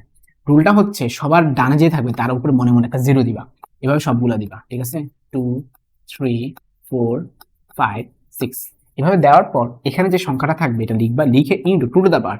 কেন টু টু দা পাওয়ার, তুমি ডেসিমেল থেকে কনভার্ট করছো, এই 2 এর কারণে পাওয়ারে কি লিখবা, এইটা লিখবা, ঠিক আছে, তো প্লাস এখানে হচ্ছে 0, এখানে হবে 0 ইনটু টু টু দা পাওয়ার কত, এইটা 5। এখন হয়েছে কি ভাই, 0 তো কোনো দাম নাই, এর জন্য 0 গুলা লিখবা না, 0 গুলা বাদ দিয়ে দিবা, ঠিক আছে, শুধুমাত্র 1 গুলা লিখবা, তাইলে এটারটা লিখতে হবে, ঠিক আছে।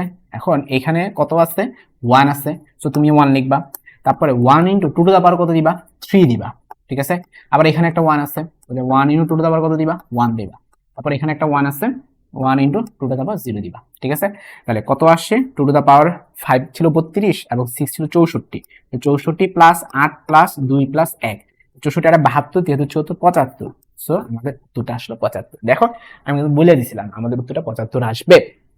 সো এরই মাধ্যমে এখন কিন্তু শুধুমাত্র যে আমি বাইনারি থেকে ডেসিমেল শিখেছি ব্যাপারটা তা না, সবগুলো শেখানো হয়ে গেছে। যদি তোমার বাইনারি পদ্ধতি যদি অক্টাল হয়, তখন তুমি কি করবা, এই যে 2 এর জায়গায় 8 দিবা, যদি তোমার হেক্সাডেসিমাল হয় তখন তুমি 16 দিবা, দ্যাটস ইট। ওকে, তো সবই শিখেলাম, বাকি রইলো কি, শুধুমাত্র বাকি রইলো অক্টাল থেকে হেক্সাডেসিমাল, হেক্সাডেসিমাল থেকে অক্টাল। ঠিক আছে, অক্টাল থেকে আমরা হেক্সাডেসিমাল বানাবো। এখন হয়েছে কি, অক্টাল হলো গিয়ে বয়ফ্রেন্ড, হেক্সাডেসিমাল হলো গার্লফ্রেন্ড। এখন বয়ফ্রেন্ড থেকে গার্লফ্রেন্ড, পুরান যুগের বয়ফ্রেন্ড গার্লফ্রেন্ড। ঠিক আছে, এখন ওরা চিঠি পাঠাবে, চিঠি পাঠাতে গেলে অবশ্যই কি লাগবে, একটা মাধ্যম লাগবে, তারা সরাসরি পাঠাইতে পারতেছে না।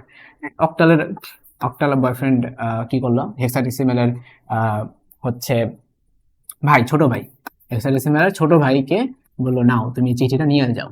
ঠিক আছে, ও কি করলো, চিঠি বহন করে, চিঠি বহন করে।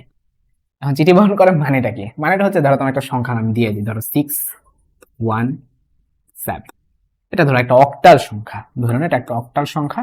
তোমাকে আমি বললাম এটাকে হেক্সাডেসিমালে কনভার্ট করতে, কেমনে করবা, ও হচ্ছে বয়ফ্রেন্ড, হচ্ছে গার্লফ্রেন্ড, বয়ফ্রেন্ড থেকে গার্লফ্রেন্ডের কাছে চিঠি যাবে কিভাবে, যাবে হলো তোমার কিভাবে যাবে, যাবে হচ্ছে এই বাহকের মাধ্যমে। বাহকটা কি করবে, বাইনারিতে আগে কনভার্ট করবে, ও আগে বাইনারিতে কনভার্ট করবে। হ্যাঁ, ওই যে ওর যে ছোট ভাই সে হচ্ছে বাইনারি, সে হচ্ছে বাইনারি, জিনিসটা কি আগে বাইনারি হাতে যাবে, অক্টাল থেকে আগে বাইনারি হাতে যাবে। তো এখানে বাইনারি নেওয়ার টেকনিক আছে, দেখো অক্টাল মানে 8, 8 মানে কি 2^3, 8 মানে কি 2^3। সো এখানে পাওয়ারে যত থাকবে ততগুলা ডিজিট নিতে হয়। মানে কি, মানে 7কে তুমি বাইনারিতে কনভার্ট করবা, তবে 3 ডিজিট করে নিবা। কেন, কারণ তুমি অক্টাল থেকে কনভার্টটা করতেছো, অক্টাল মানে 8, 8 মানে 2^3, এর জন্য তিনটা করে ডিজিট নেবা। ক্লিয়ার, তাহলে 7কে যদি তুমি বাইনারিতে কনভার্ট করো 111 হয়, এটা তোমরা সবাই জানো। 1কে বাইনারিতে কনভার্ট করলে 1 হয়, তবে সামনে দুটো 0 হয়। 6কে বাইনারিতে কনভার্ট করলে কত হয়, 110 হয়, 110 হয়। দেখো আমি সবগুলো 3 ডিজিট করে নিচ্ছি, যদি এইটা শুধু 10 হইতো সামনে আমি একটা 0 দিয়ে নিতাম। সো এর ফলে আমার কিন্তু অক্টাল কনভার্ট হয়ে গেল। তাহলে একবার গুছিয়ে লিখো 11, এই যে 110, তারপরে 001 111। ঠিক আছে, গেল। এবার তুমি এটাকে এখন কিসে কনভার্ট করবা, হেক্সাডেসিমালে কনভার্ট করবে। হেক্সাডেসিমাল মানে 16, 16 মানে কি 4, সো 4 ডিজিট করে নিবা, চারটা করে নাও। এই যে 4টা, 1 2 3 4টা, এই যে 4টা, মানে এখানে তো বলো ভাই এক ডিজিট, মনে মনে সামনে 3টা শূন্য লাগাই দাও, সমস্যা তো নাই। এখন এটাতে তুমি কনভার্ট করো 1111, এটা মানে কিন্তু এফ, 1000, এটা কি হবে এখন, ধরো তুমি পারতেছো না, টেকনিক আছে, দেখো টেকনিকটা কি, এটা হচ্ছিল মনে মনে 0, এটার উপর মনে মনে 1, এটার উপর মনে মনে 2, এটার উপর মনে মনে 3, এটা আমি শিখেছি তো এটা। তাইলে 1 × 2^, আমাদের কত হবে বলো দেখি, 1 × 2^, এই যে এখানে যেটা থাকবে 3। ঠিক আছে, আর বাকিগুলো সব 0 লেখা দরকার, 2^3 মানে কত 8। সো আমরা এটা বলতে পারি যে 1000 মানে হচ্ছে কি 8। ক্লিয়ার, 1000 মানে কত 8, আর 1 মানে তো 1, তাহলে আমাদের উত্তরটা কত হবে 18F। আশা করি পুরোপুরি ক্লিয়ার। আর যদি স্যার হেক্সাডেসিমাল থেকে অক্টাল করতে বলে একই নিয়ম, তুমি এই 18F কে চারটা করে নিবা, নিয়ে একটা বাইনারি বানাবা, ওই বাইনারি থেকে পরবর্তীতে তিনটা করে নিয়ে অক্টাল বানাবা, দ্যাটস ইট। সো এর মাধ্যমে কিন্তু আমাদের পাঠ্যক্রম শেষ। এখন আমরা চলে যাব লজিক গেট। এখন লজিক গেটের মধ্যে আসলে আছে কি, তোমার বেসিক গুলা থেকে আসে, কঠিন কিছুই আসবে না। তোমার লজিক গেট হইতেছে অর গেট আছে, এন্ড গেট আছে, এবং হইতেছে নট গেট আছে। তো অর গেট কি করে থাকে, অর গেট হচ্ছে জাস্ট তোমার দুইটা যোগ করে থাকে, হ্যাঁ। এন্ড গেট কি করে থাকে, তোমার গুণ করে থাকে, নট গেট উল্টা যায়।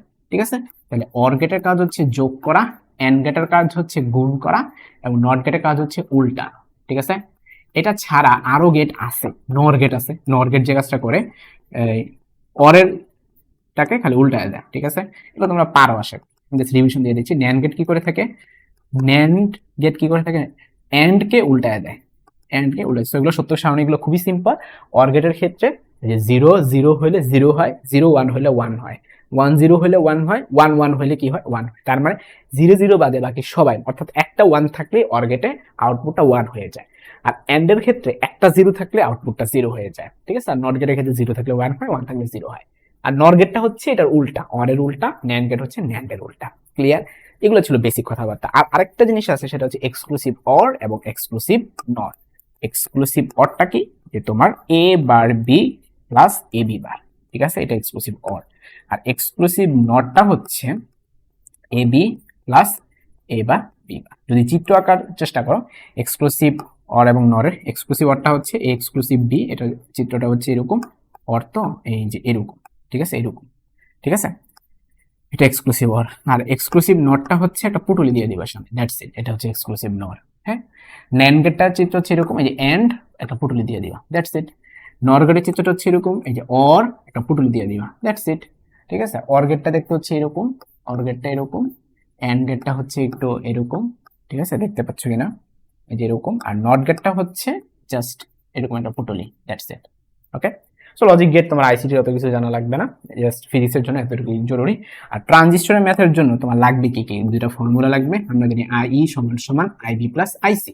এখানে আইবি মানে আই মানে কি এমিটার, এমিটারের যে কারেন্ট, যে আইবি মানে কি বেজ বা পিট, বি মানে কি পিট, সি মানে কি কালেক্টর, ঠিক আছে, কালেক্টর বা সংগ্রাহক, ই মানে কি এমিটার বা নিঃসারক, ঠিক আছে। এই হলো একটা ফর্মুলা। আর তোমার লাগবে হচ্ছে যে আলফা সমান সমান ফর্মুলা হচ্ছে আইসি ভাগ আইই, আর বিটার ফর্মুলা কি আইসি ভাগ আইবি, ঠিক আছে। এই দুইটাকে মিক্স করে আবার একটা ফর্মুলা হয় আলফা সমান সমান beta divided by beta minus 1, এরকম একটা ফর্মুলা আসে, ঠিক আছে। তো এরই মাধ্যমে বা প্লাস মনে হয়, যাই হোক তোমরা একটু বইটা দেখে নিতে পারো। তো বা আমি এখনো প্রমাণ করতে পারবো 1/2 প্রয়োগ করেও কিন্তু এটা আনা যায়। তো এই ছিল আমাদের ফর্মুলাগুলো, এগুলো দিয়ে তোমরা হচ্ছে ইজি ইজি ম্যাথ আসে। আর হচ্ছে গিয়ে তোমার আরেকটা টাইপের আছে গিয়ে তোমার কি ভি ইকুয়াল টু আইআর আছে না, বি ইকুয়াল টু আইএন। তবে এখানে কি গতীয় রোধ, এই আরটাকে নরমাল ওহমের রোধটা বলে না, গতীয় রোধ বলে। গতিরোধ মানে কি ভোল্টেজ যদি চেঞ্জ হয়, কারেন্ট যদি চেঞ্জ হয়, তখন যে রেজিস্ট্যান্স সেটাই। তাহলে ডেল আর সমান সমান হবে del V divided by del I. এটার উপর একটা ম্যাথ আসছে, আমি এখন দেখাবো তোমাদেরকে, এগ্রিতে ম্যাথ আসছে। প্রথম প্রশ্ন, 99 পর হেক্সাডেসিমালের পরের সংখ্যা কি? এটা তোমাদের জন্য পান্তাবাদ। 99 পরের সংখ্যা তোমাদের জন্য পান্তাবাদ, বিশ্বাস কর। তোমাদের কইছিলাম যে এটা লাস্ট যে ডিজিটটা থাকে, তুমি 9 এর পরের ডিজিটটার দিকে তাকাবা। তো হেক্সাডেসিমালে 9 এর পরে 10 না, হেক্সাডেসিমালে 9 এর পরে এ, ঠিক আছে। সো এই 9 এর পরে এ হবে, ঠিক আছে। আর এটা তো চেঞ্জ হবে না, কারণ কি তোমার ঘুরান্তি তো শেষ হয় নাই। তুমি যে ঘুরতেছো 0 1 2 3 4 5 6 7 8 9, 9 এর পরে কিন্তু এ, তারপরে B C D E F, তারপরে তোমার ঘুরান্তি শেষ হবে। সো এই 9 কিন্তু চেঞ্জ হবে না। এই 9 চেঞ্জ হয় কখন? দশকের ঘরটা চেঞ্জ হয় কখন? যখন পুরো ফুল ঘুরান্তি শেষ হয়, ঠিক আছে। সো 9 এর পরে এ, তোমার ঘুরান্তি শেষ হয় নাই, এর জন্য আগে যা ছিল তাই থাকবে। সো উত্তরটা হবে 9 এর এ। খুবই সহজ, কোনো অঙ্ক করার দরকার নেই। বাইনারি 10111 এর ডেসিমেল নাম্বার কত? বাচ্চাদের কোশ্চেন করছে। আমি তোমাদের বলছিলাম যে এখানে কি দিবা 0 1 2 3 তারপরে 4, কত হবে 1 × 2 two the power 4 plus 1 × 2 two the power 2 plus 1 × 2 two the power 1 plus 1 × 2 two the পাওয়ার 0, কত হইল 16 প্লাস 4 যোগ 2 যোগ 1, তাহলে 20 22 23। সো উত্তরটা আসবে কি তোমার 23। আশা করি পুরোপুরি ক্লিয়ার। এবং এখানে একটা এই যে ম্যাথটা দিচ্ছে, এটা অ্যাকচুয়ালি আসলে এই চ্যাপ্টারের ম্যাথ না, এটা চলতরিতের ম্যাথ, ঠিক আছে। P equal to I square, P equal to VI, ওই ম্যাথ। আর এখানে হচ্ছে একটা নর্মাল থিওরিটিক্যাল প্রশ্ন দিয়েছে, তোমরা অবশ্যই থিওরি কিন্তু পড়ে নিবা, অবশ্যই থিওরি পড়বা। সেটা কি ওই পি টাইপ এন টাইপ, ঠিক আছে, অর্ধপরিবাহী, এইগুলা কিন্তু একটু ভালো মতো পড়ে নিবা থিওরিগুলা, হ্যাঁ। এগুলোর মধ্যে থেকে তোমার হচ্ছে ফরওয়ার্ড বায়াস, রিভার্স বায়াস, এগুলো বাসায় ভালো মতো পড়বা, এগুলো সাজেশন হিসেবে দিয়ে দিচ্ছি। ফরওয়ার্ড বায়াস এবং রিভার্স বায়াস, ঠিক আছে। তখন তোমরা এটা পড়লে দেখবা যে বিশুদ্ধ সিলিকনের সাথে আমরা পি টাইপের জন্য ব্যবহার করে থাকি বোরন, হ্যাঁ। ওই যে বাংলাদেশ আওয়ামী লীগের গান ইন্ডিয়ার তীরে, ঠিক আছে। এটা এরা কারা? এরা হচ্ছে ত্রিযোজি। তো পি টাইপ মানে হচ্ছে ত্রিযোজি অ্যাড করা হয়, ঠিক আছে। তো আমরা সর্বশেষ প্রশ্নে এসে পড়ছি, এটা হলো আমাদের ফিজিক্স ক্লাস শেষ। ডেল আর স্যারে দিয়ে দিচ্ছে হচ্ছে 40, ডেল ভি দিয়ে দিচ্ছে হচ্ছে 0.2, স্যারে দিচ্ছে ডেল আই। আমরা সবাই কি জানি, ভি হলো আই আর আই হলো ভি বাই আর, তারপরে 0.2 ডিভাইড বাই 40। এটাকে আমরা কনভার্ট করব মিলি এককে, মিলি এককে কনভার্ট করে দেখো 2/40 করার পর আবার পয়েন্ট আকারে আছে। তো সো তুমি জিনিসটাকে এভাবে বলতে পারো যে তুমি পুরোটাকে 1000 দিয়ে গুণ করে দাও, তাইলেই তো হচ্ছে, তাহলে তো মিলিতে কনভার্ট হয়ে যাবে, তাই না। 0.2 × 1000 ডিভাইডেড বাই 40, যে উত্তরটা বের হবে সেটা মিলি, মিলি কোন এককে অ্যাম্পিয়ার, মিলি অ্যাম্পিয়ারে বের হবে, ঠিক আছে। তাহলে 100 সাথে 0.2 গুণ করলে হয় 20, 20 এর সাথে 40 ভাগ করলে হবে 0.5, তাহলে উত্তর হবে 0.5 মিলি অ্যাম্পিয়ার, ঠিক আছে। নাকি সরি 100 না তো 1000, তাহলে 1000 সাথে 0.2 গুণ করলে কত হয়? 1000 এর সাথে তুমি যদি 0.2 গুণ করো তাহলে হবে 200, 200 কে যদি তুমি 40 দ্বারা ভাগ করো তাহলে তোমার আসবে গিয়ে 5, তাহলে উত্তরটা হবে 5 milli ampere. Clear? So the correct answer is 5 milli ampere. So এর মাধ্যমে হচ্ছে আমি বিদায় নিচ্ছি, তোমাদের সাথে আর দেখা হচ্ছে না, হ্যাঁ। এগ্রি হচ্ছে জন্য তোমাদের সবার জন্য শুভকামনা রইল। ফিজিক্স তাহলে আমি শেষ করে দিলাম, physics first part second part দুইটা পত্র আমি শেষ করে দিলাম। এর পরবর্তীতে তোমাদের যে কেমিস্ট্রি, ম্যাথ, বায়োলজি এবং ইংরেজি ভাইয়ারা খুব সুন্দর শেষ করে দিবে। তো আমার জন্য দোয়া করে, তোমাদের সবার জন্য দোয়া রইল, এগ্রিতে একটা খুঁতি আসো। তো সবার জন্য শুভকামনা রইল। আসসালামু আলাইকুম।